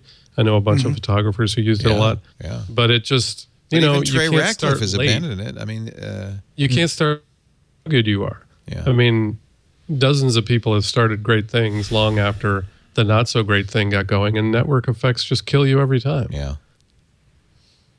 But there are other things that have taken off and have got different characteristics to them. So what would the perfect social network? I think that's a great question. What would be the perfect social network? I don't think you can have one. Yeah. I don't think you can have. I think they have different flavors. Yeah. I tried GNU Social for a while. I really like the idea of it being, only like hardcore geeks. But the only people I only see Cory Doctorow there. It's a great place to follow Cory. Doctorow, they all appear. Yeah. yeah.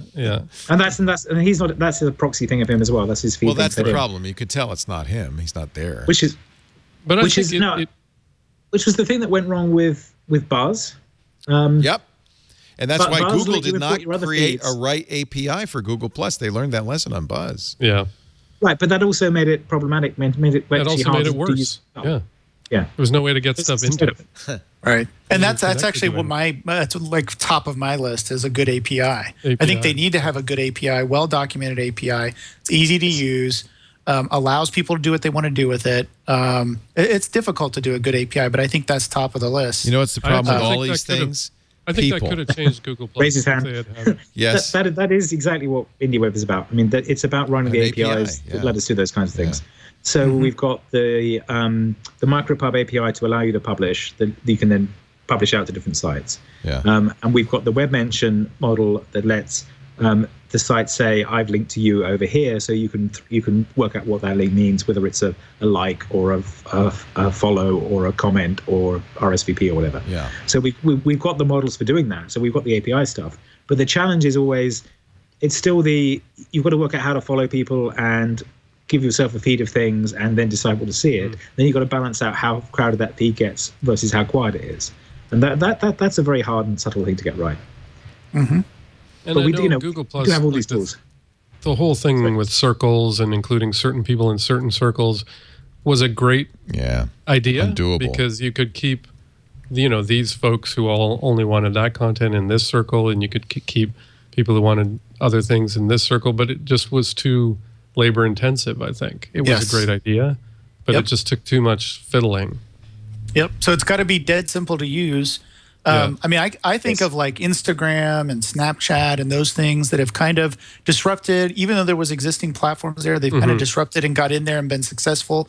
I think the network effect is very powerful, as you said, Mathew, but I think it can be overcome with the right tool. Right. You're right. Yeah. And I think a great example. I mean, Instagram exactly. Just, I think we're one thing, right? It was just share a photo. The end. Right. That's literally it. Right. See, my solution to this probably isn't the right one. I would try to take all these good things, put them into one platform, a new social media platform, and try to get everybody to use it, which probably wouldn't work. You'd probably have to specialize, as some of these other platforms have done. Otherwise, as you say, you never do overcome the network effect, unfortunately. And I think if you look at what Snapchat has done, what's fascinating about it is nothing like what it started as. So they were very smart, I think, in starting with one specific really, really small functionality, disappearing messages. And that I think served a huge need that was not being served, that ephemerality. You didn't have to worry about your Instagram photo or your Facebook post, living on forever and ever. So you could be a little more free, a little more open with what you posted. And there wasn't so much pressure. And they've gradually added things to it to the point where it's now this fairly robust kind of media entity. How long they'll be able to do that, I don't know. But that's an interesting strategy to start with one tiny little feature.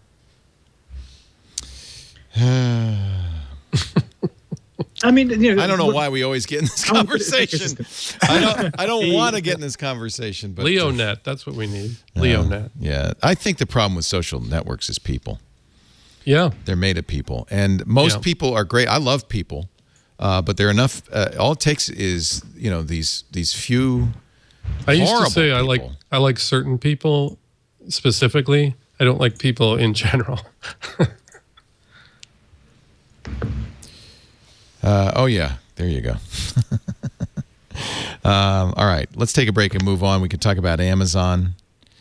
Yeah, I like people. I'd hang with you anytime, Mathew. I would hang with you and Kevin Marks. I do hang with you, Aaron Newcomb. Yep. I'm not against people. Just some people. And I think really human beings are not. I think part of the problem is biologically we're not made for this kind of environment. This is too many people. I'm not sure I buy the Dunbar number of 150, but I think we can handle a smaller number of actual relationships. I've always fought this notion because this is what everybody who hated the internet said, but I'm starting to come around. So me following 10,000 people on Twitter is a bad idea? I think I followed close to that number, but I don't. Who knows? It's no fun. All the fun's gone out of it, as they said in Of Mice and Men. Our show today, this is fun, is brought to you by a better internet. A better internet would be nice, wouldn't you? How many of you have Wi-Fi that doesn't work, or a router that kind of stops working and you have to reboot it? How many of you are suffering with buffering, are moaning about dead zones? Wouldn't you like Wi-Fi that works? You need this. This changed my life. I actually was not I tried everything. I tried repeaters. I had power line repeaters. I had massive routers. I got a second internet connection. I did everything. And then along comes Eero, E-E-R-O, and everything just works again. So instead of the single router model, Eero is a mesh system throughout your house. One or more, it doesn't have to be just one, but one or more of these Eero devices, they look like a white Apple TV. They're about the same size. They have a power connector, 2 Ethernet connectors, and a USB connector on each and every one. You can, if you want, wire all 3, and then they'll get in a mesh with each other and work with each other. Or the way I have it, I have one base station, and then I use the Eero app on iPhone or Android to add additional stations, at problem spots. Suddenly, my whole house has the fastest Wi-Fi I have ever had. There are no more dead zones. There's no buffering. No buffering suffering.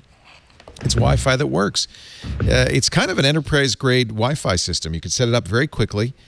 I hate to use that term because I think it'll scare people. It is very easy to use. Gives you all the power you want.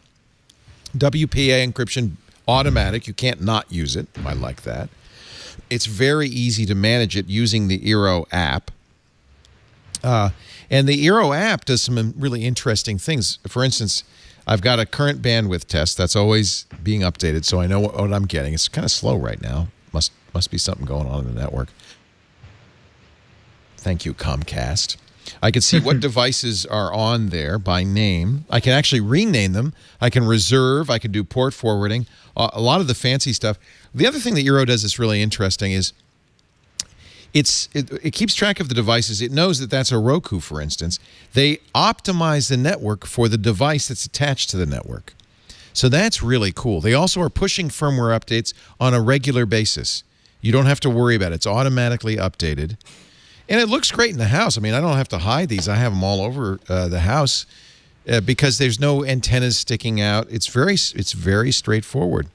And because it has 2 Ethernet ports, you can connect it to your cable modem, as I have, and then to a switch or a hub, and allow yourself to have many, many, many more devices hardwired as well as wireless. All I can say is This solved a multi-year problem with bad Wi-Fi in our house, and you cannot pry the Eero out of my hands anymore. In fact, maybe I'll take this box home and add some more of them. That's the other thing. You can continue to add Eeros as your needs expand. We've got free overnight shipping for you if you visit Eero, EERO.com, and select overnight shipping. Use the offer code TWIG, EERO.com, offer code TWIG. Right now, Eero. It is an end the buffering suffering with Eero. Big fan. Really, really big fan. You know what else I'm a big fan with? My Echoes. And the Echo Dot is back, and folks, it's $50. I think competition is going to be great because we're going to see the Google Home soon. Sonos has announced it's going to work with Echo. At $50, this is a great deal. The reason you want the Dot is because it pairs by Bluetooth or hardwire to a better speaker. So this is kind of the top of the Echo without the speaker. The Echo speaker is fine for voice and for talking to, but if you're going to use it for music, you want a better speaker on it. So I have this paired by Bluetooth to a nice set of powered speakers. $50 means I can put more of these in the house. I love the Echo Dot. It, along with the Echo Tap and, of course, the original Echo, are huge sellers for Amazon. $90, a little expensive. At $50, wow, I'm impressed. And apparently, Amazon is also responding to Google Home. We've heard that one of the things Google Home will do is give you notifications. A nice, polite, at least in the video, a little polite chime when a Google Now notification pops up, and you can ask the Google Home, what's that for? Amazon is, according to The Verge, to Circuit Breaker, Chris Welch, bringing spoken notifications similarly to the Echo. This actually, I'm sorry, let's give credit where credit's due. This is from Jessica Lessons. Very good information, but that's behind a paywall, so I pay for it, but if you don't, you might want to read The Verge's article. Any thoughts?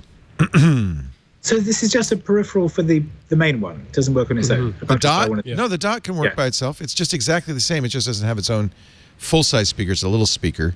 And if you so I could buy this and shout it, and it'll find me things. Oh, yeah. It's exactly the same. Okay. It's just if you cut the top, if you slice the top off of the Echo. And the reason I like it is because you can have better speakers, because I use the Echo for music a lot. Right. Yeah. But I think notifications would be very interesting. There's going to be, I love this. There's going to be a fight. There's going to be a competition. And that's good news, because I think that this idea of speaking to your house has legs. By the way, if you want it, Echo will also read you a Twitter feed. just to circle around 180 degrees. You can get Twitter on your Echo as well. Yeah, I'm interested to see what sort of Google Home. I am too. I'm really interested in what they sort of how they play it, or how they, because I think there's so much potential there. They've got so much intelligence in that company, and they've got so many, other Google services, if you're like me, that you use, just to be able to integrate some obvious things with that, and with voice, and with, a sort of Google Now type. I'm really looking forward to it. I'm surprised they haven't already, and I think that Google's Achilles heel here is that they haven't been very good about their own devices, about doing their own devices, making their own devices. Even when they partner with other companies, sometimes it doesn't pan out very well. And so I think I'm with you. I wish they would have done this years ago. I've been chomping at the bit for Google to come out and say, okay, here's your intelligent light switch, and they have Nest. So they have some intelligent thermostats and smoke detectors and things, but But Nest, I think, was kind of a train wreck, right? I mean, in a lot of ways. And that's Tony Fidel's fault, I think. Yeah. Did you know Tony, Kevin Marks? I feel like you might have worked with Tony Fidel at some point. No, you're muted, by the way. Oh, I know, because there was a plane going over. There's a plane going over. I muted myself. Sorry. I didn't know Tony Fidel, and. It's Internet of Things is another one of those ones that seems to had a lot of hype, and now everyone's going, what was that about? And in some ways the Echo is a more compelling random piece of hardware to stuck in your house than light switches and doorbells and smoke detectors and things. I think it's the big benefit, at least talking to people who love their Echoes, is just the idea of a smart device. So it's not just a single, a light switch or a light bulb or your oven. It's something you can talk to, something that can read you things, something that can turn the music on, something that can tell you what the temperature is, someone that can tell you who was starred in that movie that you can't remember. I mean, those things have value. The real key is can you do it consistently? Yeah. But who could do it better than Google, right? Right. Which is why it's puzzling that Amazon owns this space. I guess just from a vacuum, filling a vacuum. Yeah. Although I think Amazon pointed the way. Maybe Google didn't really know how to handle this until they. But it seemed so. When they came out with that sort of Echo-looking Wi-Fi hub. Oh, the on hub. Yeah, that's like what they were up to, right? I thought obviously that's a Trojan horse. Right, that's what they're going to do with it. They're going to turn on and then nothing, literally. Yeah.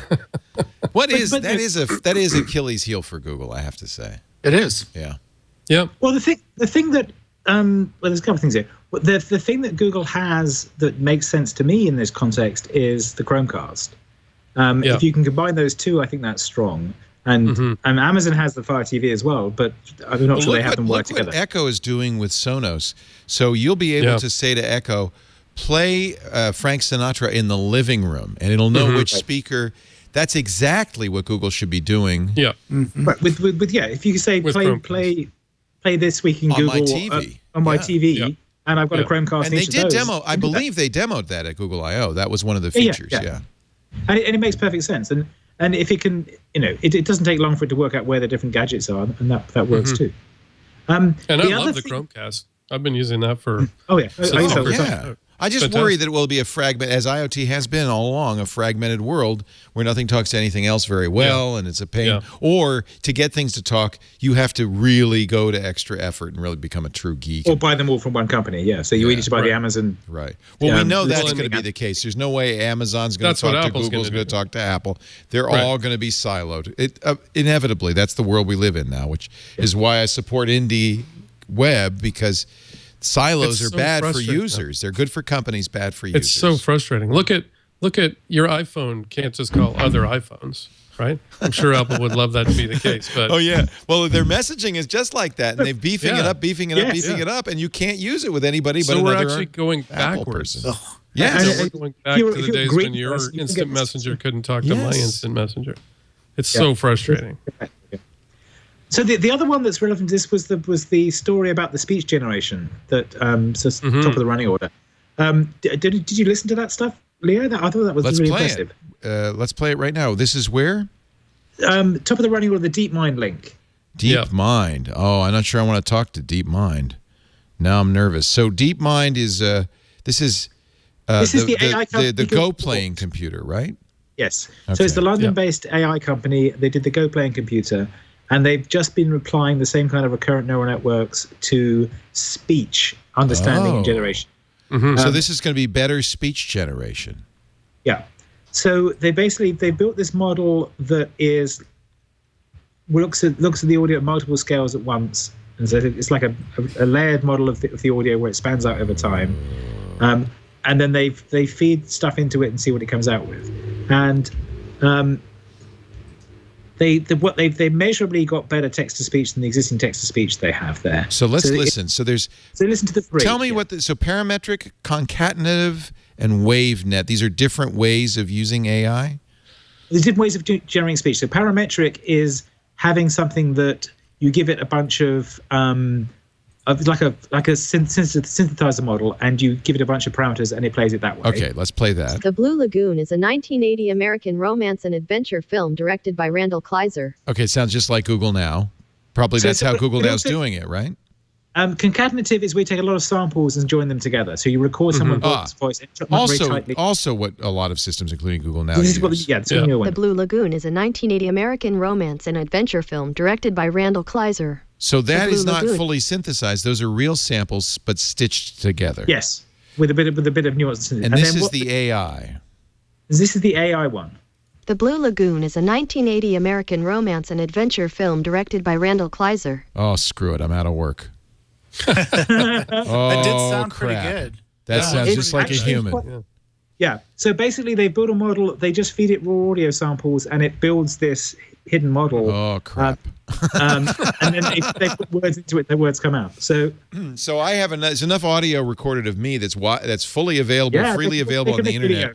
There are hundreds of thousands of hours of me. That would be more than enough for them to create a Leo. Yeah, they needed something. I think the training set they gave it had. It's in the white paper, but it was like 160 voices. 航班在1919年来往于美国和加拿大。 We could play a game, human or computer. 第一班商业航班在1919年来往于美国。 It all sounds like Chinese to me. I don't know. So how many samples do they need? Let me find it. Hang on. So But Leo, you could create your own and then just. So this is the vacation. So if they train the network without a text feed, 109 speakers well, that's for nothing. the speech. That's nothing. Too much at all. Yeah. So in other words, if I just gave, I mean, they could easily do it with me. Most of our stuff is Creative Commons. They can do it. Here we go. Here we go. So the other. So if you go down a bit further, they have. This is babbling. You want to hear some babbling? This is weird. Yeah. Jag står till man på den plötsligt när ni sitter och teacher det för den där går kunde det så. You know, do you remember, you might not be old enough to remember, there was a guy in the 40s who appeared in many movies. He was a double talk expert. Yes. And he would talk and it would sound like he was saying something, but he wasn't. And that's what this sounds like. There's lots of advocate. It sounds like speech. Yeah, well, this is what my French sounds like. It's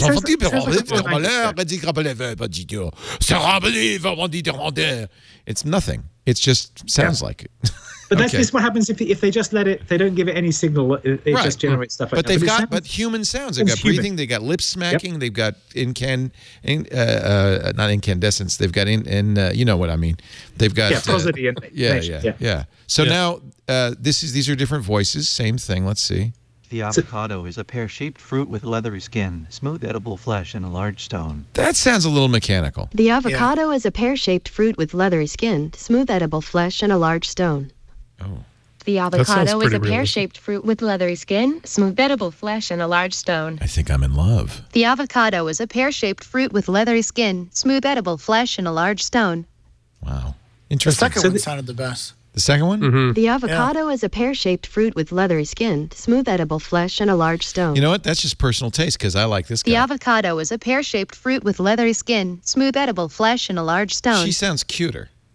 Right. So that isn't a phrase any of those speakers said.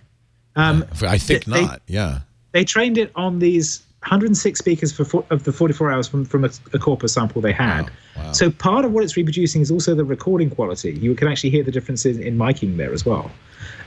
Here's music. They can also do it with music. So this is a music without, this is the same thing, without any information. This is like the babbling, but for the babbling, music babbling.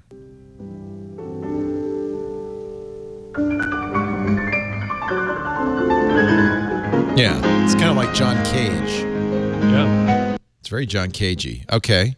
And then I presume that they could then give it instruction. Although, I love the idea of the computer kind of doing its own composition. Yeah. Well, that's... It depends on the integration window. So they've said it's only got a fairly short integration window where it jumps about a bit.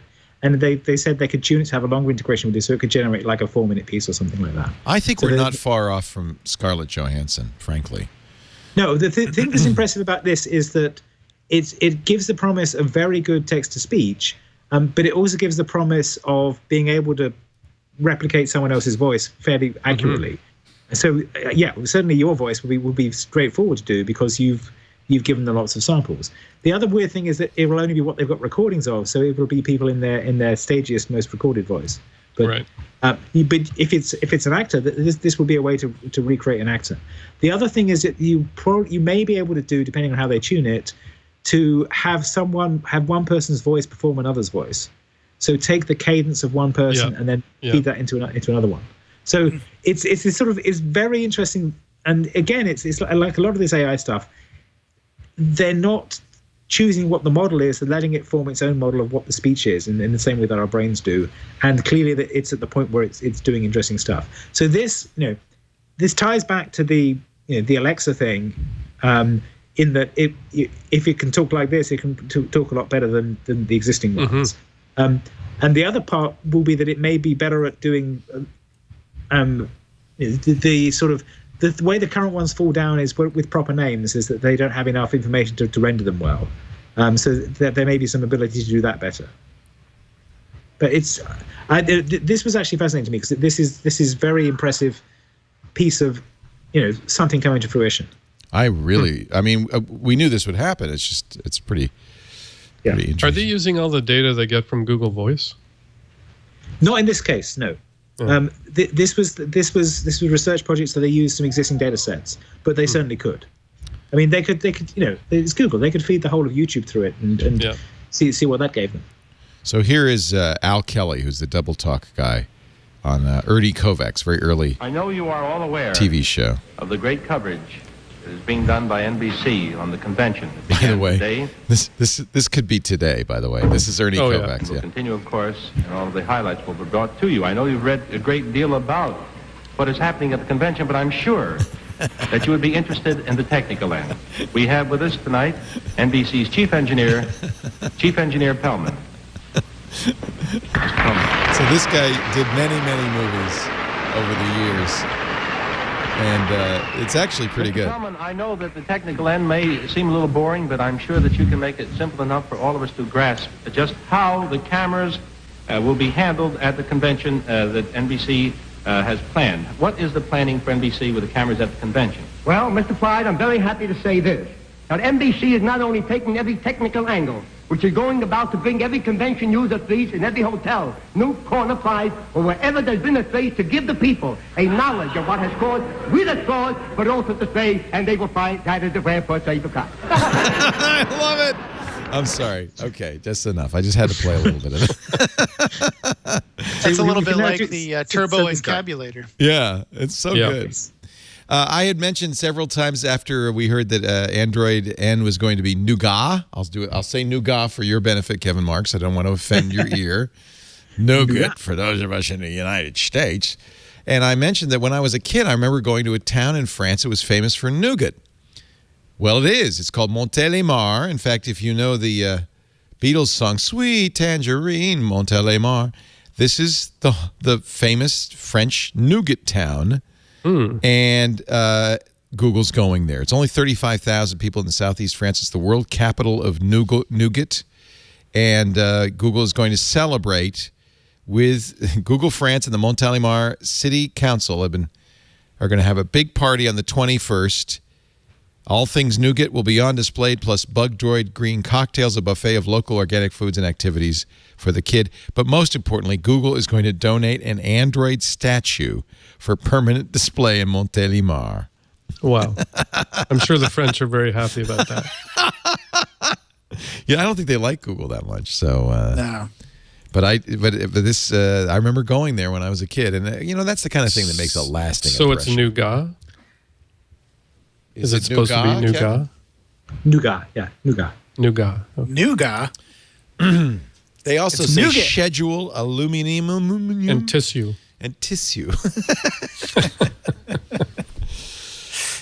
Well, how do Canadians say it? Say what? Nougat. Nougat. Okay. Unless you're in Montreal, then they probably say nougat. Yeah. Yeah. I say delicious. Are you all loving Nougat on your new on your Nexus phones? Are you happy with it? Well, I've had it for several months. Yeah. And yeah, I like it. I think this, and I'm seeing this with iOS 10. We're really at the point where it's hard to make a major difference. Yeah. It is hard. Yeah, we're kind of. I mean, the replies in notifications and things like that are good. Yeah. The ability for them to respond directly in there. The app switching is good when I remember to use it. But yeah, otherwise it's just another version of Android that works better. But there's no like world shaking part to it, really. Yeah. So you guys are running the dev preview? Because no, I it's noticed out you had now. a Nexus 6, right? I've been running the dev preview because it's not out for the Nexus 6. Google bricked my phone with the previous upgrade, and the way to fix it was to install the Nougat. So, I think we have the full one, a real one on our Nexus 6P, though, right? That's not the dev anymore.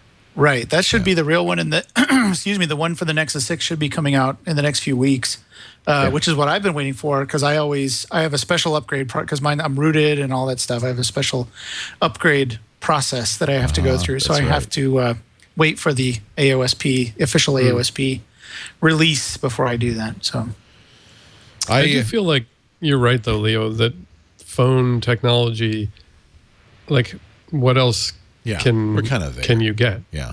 So you've got 2 cameras. Maybe a phone will have 3 cameras. Well, that's how, by the way, Intel solved the problem of, we can't go past 4 gigahertz for our chips. Oh, we'll just put more chips in. That'll make them happy. And maybe you'll have rounded corners on your screen, or maybe you'll have... Let's put in 2 cameras. It feels like a lot of it is just fiddling. It's fins. I call it fins on a Cadillac. Yeah, fins. Well, but no, I mean, putting in more cameras and microphones does make sense, because you can do more things with it.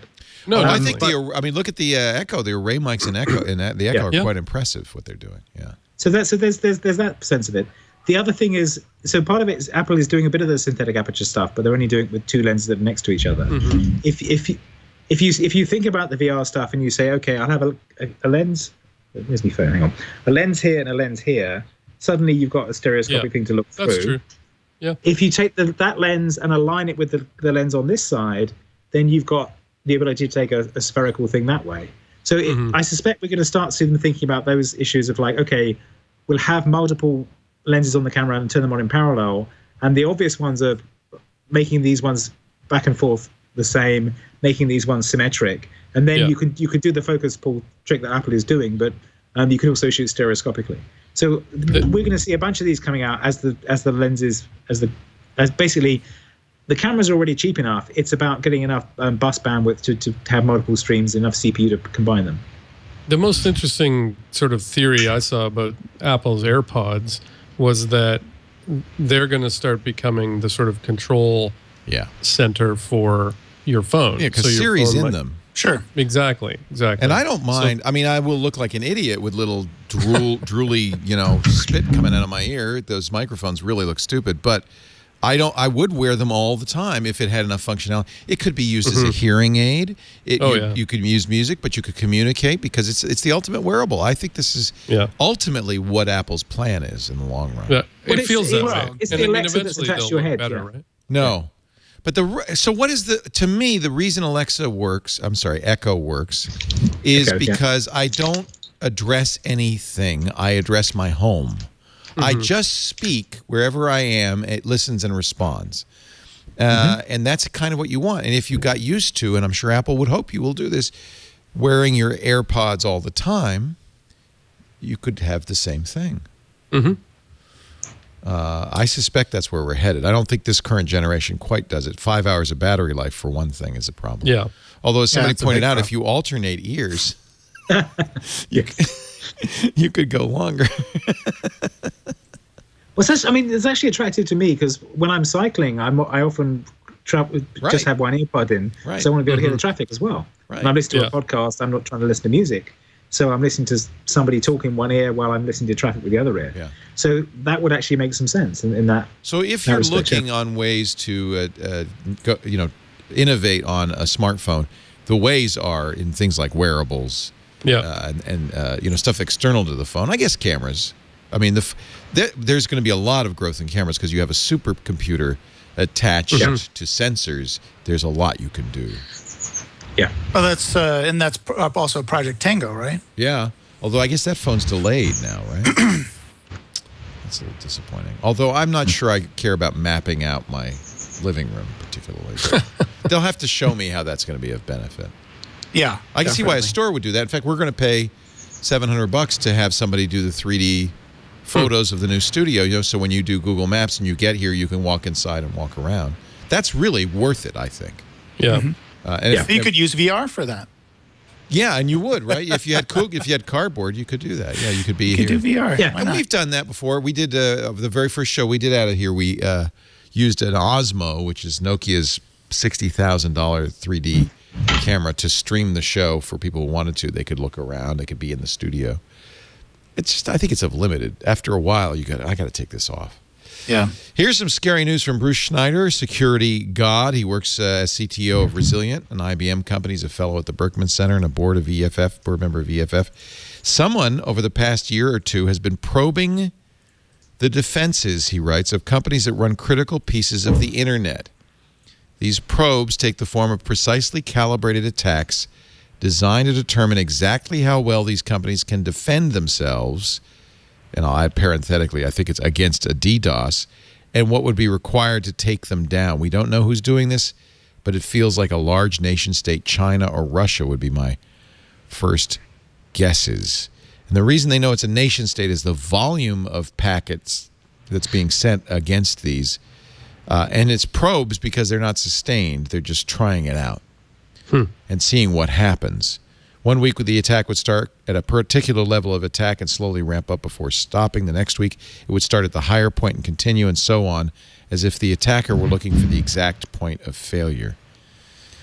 This goes hand in hand with the news that 2 Israeli men have been arrested for running a DDoS for hire company for as little as $30 a month. You could DDoS anybody. You don't even have to know what you're doing. You just hire them. VDOS was their name, and you could DDoS anybody with fairly significant DDoSes. And we're talking attacks ranging from 10 gigabits per second to hundreds of gigabits per second. They, I guess they commandeered a network. They had it set up, and they were selling it. They had a price list and everything. And they were running in the public domain. They weren't running on blacknet or darknet or whatever they call it. They had all sorts of interesting kind of strategies to get paid, and how to work it. Although Brian Krebs, writing in Krebs on Security, thinks they've earned in excess of over $600,000 over the last 2 years. This is a capture of their website. How do I purchase a VDOS plan? This is very Web 2.0. The bronze is $19.99 a month. Silver is $29.99 a month. Gold is $39.99 a month. And then if you want to go for the VIP, $200 a month. They call it Booter, but it is essentially DDoS. And of course, they took VIP service. Sounds like a great service. Of course, they took a Bitcoin because why not? But they had all sorts of other ways to handle this. And what's scary is that it's barely even a script kiddie. Anybody could hire these guys for as little as $30 a month. Wow. And DDoS. Scary. Cool feature. Yeah. Pretty neat, huh? Yeah. They use servers rented in Bulgaria. The rest actually was preceded by a hack which revealed a database of customers numbering in the tens of thousands. Krebs' website, after publishing his story, guess what happened to Brian after he published that story? DDoS, 140 gigabits a second. You know, the first rule of Fight Club, you do not talk about Fight Club. Thank you for setting up VDOS. Let's take a break and wrap things up with any picks or stories we didn't get to, or anything you want to talk about. We will give you all three a chance to do that. Kevin Marks, IndieWeb.com. I'm sorry. Yes, IndieWeb.org. Damn it. Do we have .com? I'm wondering now. You should try. See. Let's see. I mean, who else would have it? Really. Mathew Ingram, always a pleasure, from Fortune.com. Senior editor over there. And, of course, our good friend Aaron Newcomb from Floss Weekly. And Aaron, and we're pleased to see Randall came back this week. And it was the two of you, and I think you took the lead, but it's really great to see Randall back in fighting form. He spent a lot of time in the chat room, too, which is great. I think a lot of people. Yeah. It was really good to have him back. He's doing great for those that watch Floss Weekly, and he'll be back running the show next week. So that's good. He had a little intestinal distress that actually caused a more serious collapse and was hospitalized for a couple of weeks. So he's all better now. Our show today brought to you by Rocket Mortgage from Quicken Loans, bringing the mortgage process into the 21st century. Fast, easy. It's completely online. And I think Quicken Loans figures anybody who watches this show, that's what they want. They don't want to make a trip down to the broker's office with a box of banker's box full of papers. They want to be able to submit, bank statements and pay stubs by just pushing a button. They want to get a quick turnaround time, and that's exactly how Rocket Mortgage works. All the complicated, time-consuming parts of applying for a refi or a mortgage are gone. No more searching through stacks of old files or paperwork. In fact, you can do it all from your couch because Rocket Mortgage works on your phone or tablet as well as on your computer. And you will get approved in minutes because computers, and it's a custom solution that fits your needs exactly at Rocket Mortgage. Now go to quickenloans.com/twig and find out more. quickenloans.com/twig, equal housing lender, licensed in all 50 states. NMLSconsumeraccess.org, number 3030. And we thank Rocket Mortgage by Quicken Loans for their support. This just in from CNN. The Republican National Committee has been hacked. Oh, boy. There are no secrets anymore. We'll see if WikiLeaks publishes that database. Wouldn't be surprised. Aaron Newcomb, what are you up to these days? Anything you'd like to share with the people? I know you've got the great Benicia Makerspace under your belt, and that's working great. Yeah, that's right. So, as most people know, I am a maker, and that's why. And also, Jeff usually has a number, and he's not here. You want to do a number? I take over that role. Usually I do a project, but I've got so many things going on. They're all about halfway done, as usual. So instead of doing that, I thought I'd do a number. Okay. The number today is 10 million. 10 million. 10 million. Okay. And it turns out that's the number of computers that Raspberry Pi computers that have been sold since their inception. Mind-boggling? That's amazing. There's a picture there of the Pi Zero, $5 for a half credit card size computer. So I use those all the time. 10 million units. I think that's 10 million. I'm sure Eben and the gang just never thought it would be like this. This is amazing. Well, in fact, I think he even said, their highest expectation at one point was 3 million. That was their not their stretch goal. Like that was their dream goal. Like I can't even imagine selling 3 million, and they've exceeded that by 3x plus. So they're doing really, really well. I recommend them all the time.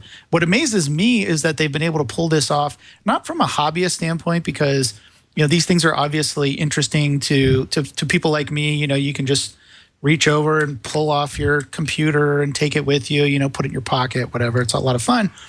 But they've broadened this out really to educators.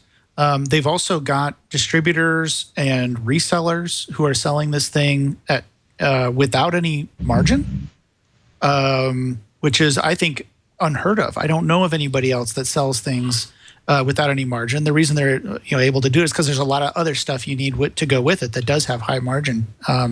But even at that, you hardly ever hear of anything being sold without margin. So I mean, I think they've just done a fantastic job. All credit to them. And if you haven't tried one out, go pick one up because they're awfully fun to use. I agree. And there's so many projects you can do, so many great things. We talked on Security Now yesterday, how you could do a VPN with the Raspberry Pi. There's so much. It's just incredible. Highly recommend it. Yeah, and congratulations to the Raspberry Pi Foundation. Remember in the early days, they could barely make enough to keep up. I mean, they really didn't have the supply down. Now they can crank them out. That's great. Yes, especially the normal size Pi. It's now version 3. They figured it out. Yeah. They're able to crank those out pretty well. And the Zeros, for a long time, you couldn't get them. And now you're able to at least get one at a time from several different places. So they're catching up on the 3s. I think that it's at $5. There's probably more skin in the game for them to get the $35 one out there and in people's hands than the $5 one. But boy, it sure is a powerful little platform. Another number from our own Patrick Delahanty. He did some research. There are 15,400 shows publicly available in the TWIT database. And if the average show length is 2 hours, well, let's even make it 1 hour. There's plenty of Leo to build a bot. To build a bot. And Google, if you want to, be my guest. I could retire early.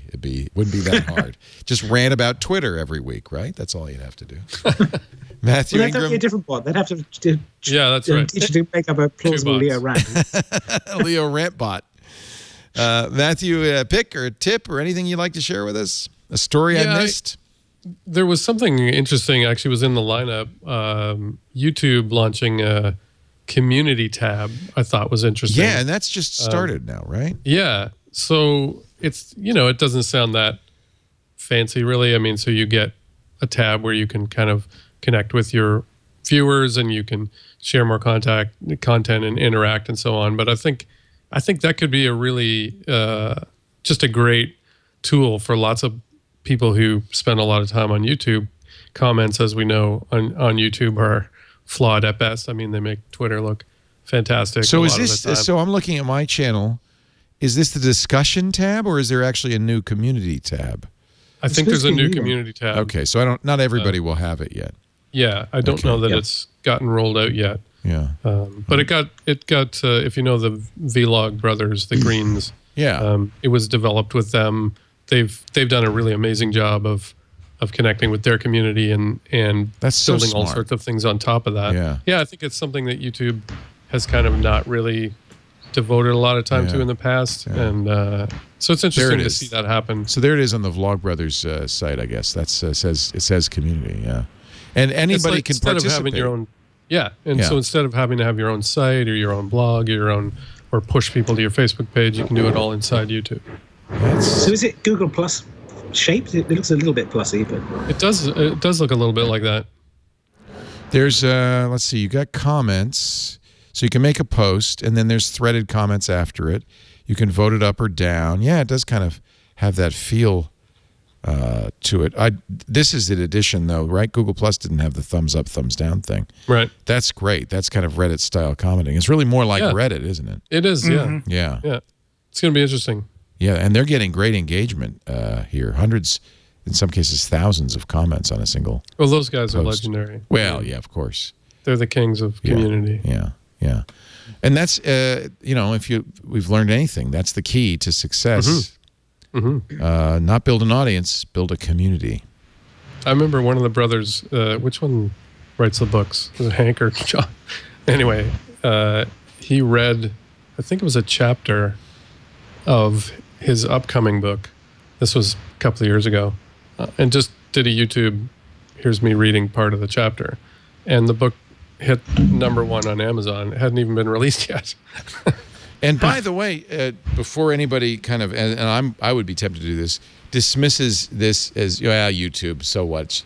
There's a whole generation. This is how they get their news. In fact, if you look at the Vlog Brothers, understanding the tax plans of Donald Trump and Ted Cruz, 668,000 views. Understanding the primaries, 465,000 views. Benghazi Explained, 800,000 views. These guys have bigger constituencies and audiences among young people than the networks. Yeah. And my daughters, who are 20-something and 18, that is one of their go-to. They've got certain specific YouTubers they go to for different types of news. Some of it is political, some of it's, cultural or pop culture, but it's a huge part of their media consumption. Yeah. Boy, that's pretty impressive. They've made a series of videos how to vote in every state. So they take seriously their responsibility, which I think is great. Wow. That's kind of an eye-opener. Thank you, Mathew. How about you, Kevin Marks? Let me guess. IndieWeb.org. IndieWeb.org. There's Homebrew Website Club tonight in Sunnyvale. Next week in San Francisco, Brighton, and places. And the weekend after that, not this weekend, the weekend after that, there's actually a camp in Brighton, which is the full weekend. Fun. IndieWeb Camp Brighton. So there's that coming up. But I wanted to show you a little thing that I had to get, an IndieWeb thing I put together this week. So if you go to, are you running Chrome? Yes. Okay. Install the plugin. Okay. So add this to Chrome.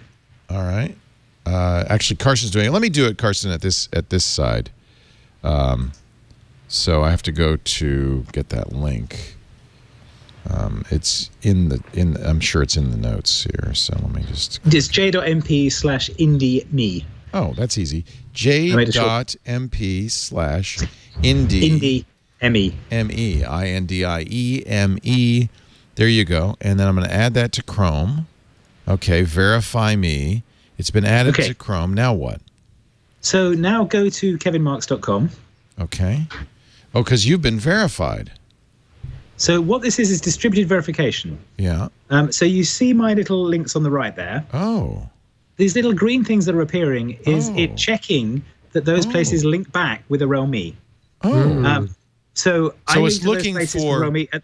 It's looking for RelMe. It's looking for links with RelMe on them. Then it's going and loading that site and see if they link back with a RelMe. And then because it's a browser plugin, if you click through to Twitter, you will see the verification work the other way. So if you click through to my Twitter, and scroll down so you can see the link on the side.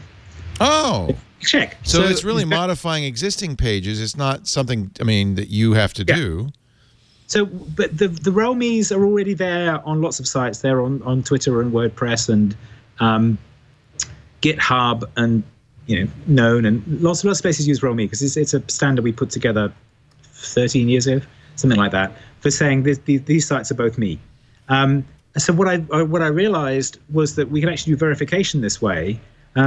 In a very distributed way, because if my site's linking to that site and the other site's linking back, then that's clear it is the same person, or at least the person who controls both the sites. Maybe they've hacked all your sites, but at least it's not someone saying, I'm Leo, look, and I'm linking to your site, because when the link back won't show that. Right. So if you go to twitter.com @LeoLaporte, it links to Leoville, and Leoville links back. You get a green tick on it. Yeah, I just went to my Keybase page. Unfortunately, I'm getting red X's on everything. I guess I have to add some RelMe tags. You have to add RelMe links back, and part of the problem is that some sites only let you have one link.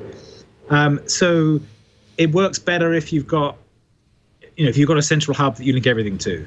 So it's like Twitter and GitHub will only let you have one RelMe link, whereas Google Plus will let you have an arbitrary number, and other sites will let you have more. Okay. So, but the point is, it did do it on Twitter though, because I guess I must Leoville.com. Oh, that's why? Because that's with Known. There you go. Yeah. So Known is done properly. Yeah. Yeah. But I made this because I suddenly realized, hang on, when Twitter was talking about the verification thing, I thought, well, we've had this verification thing for a while. We just don't show the check marks. So I made the browser show the check marks. So now you can see them as verified, and it works on. Well, it should work on New Social and things as well, assuming they've actually marked up the pages and they're not generating the JavaScript. Yeah, I have to get twit.tv to RelMe and Tech Guy Labs. So that is a meta tag that doesn't appear in the page, but it appears in the HTML code. What should that RelMe be? Yeah, so if you view source on one of the links, this is one of mine. It just ahref equals the place you're linking to, rel equals me, and put it there. And it's put in by default by Twitter and GitHub and Google Plus and a lot of sites already. Good. I'm glad to hear that. That more people are doing but this is basically distributed verification. So you get little check marks next to places that have actually verified. Yeah. And I may turn off the red ones eventually because they're kind of obnoxious. It's fine, rel. So you see all of these. They're mostly actually at the bottom. I think they're at the bottom. Here's a RelMe. All right, let's keep looking. There's got to be some more. There's 21 of them, so there's a bunch of them.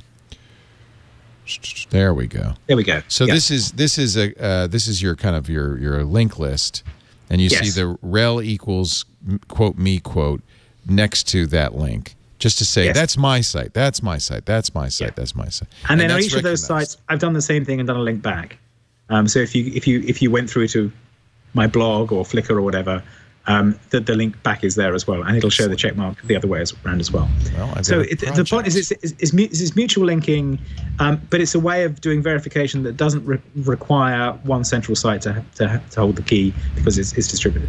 Yeah, so that's kind of why I use Keybase. Keybase, of course, also keeps my PGP key, but Keybase has a kind of a much stricter verification thing. You have to be able to modify the DNS of the site in order to verify it. Which is more work. And the point about this is this is easy. Just to modify the HTML, and actually many sites will do this by default because it's a sensible thing to do. Yeah.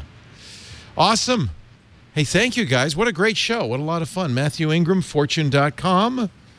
The sun has now set in beautiful Toronto. We kept you long enough. Thank you, Matthew. We'll see you again very soon. You can follow him on fortune.com. On the Twitter, he's M-A-T-H, one T note, M-A-T-H-E-W-I. Aaron Newcomb, thank you to NetApp that is very generous with you and your time because that's your day job, but he's always been very available to us, and we're so grateful because we just love what you do. Follow him anywhere you want, Aaron Newcomb on Twitter or on Google+. Yep, or Facebook or wherever else. Wherever else you want. And I'll be filling in for Father Robert while he's away. Oh, good. On Know-How. You're our new Know-How guy. Yay! I'll be on Know-How. And so if you're interested in some of the projects that I've done in the past or talked about, like my Raspberry Pi sprinkler project, I've also done homemade Android security camera. We're going to be talking about those on Know-How. So check those episodes out when they come out. Nice. And Kevin Marks, always a pleasure. Thank you for bringing us your garden once again. IndieWeb.org. It's pretty quiet today, Yeah, except for that one plane. We'll see you real soon. We do This Week in Google every Wednesday, 1:30 Pacific, 4:30 Eastern, 20:30 UTC. Jeff and Stacy should be back next week, but I won't be. I'm going on vacation. Who's going to host the show while I'm gone, Karsten? Do we know? Is it Jason? Probably Jason. Yeah, Jason Howell will be here. And so will Stacy and Jeff, and I'll be back a few weeks hence. I think October 11th is my return day, about a month from now. What? How does he do it? I don't know. We'll see you next time on This Week in Google. Bye-bye.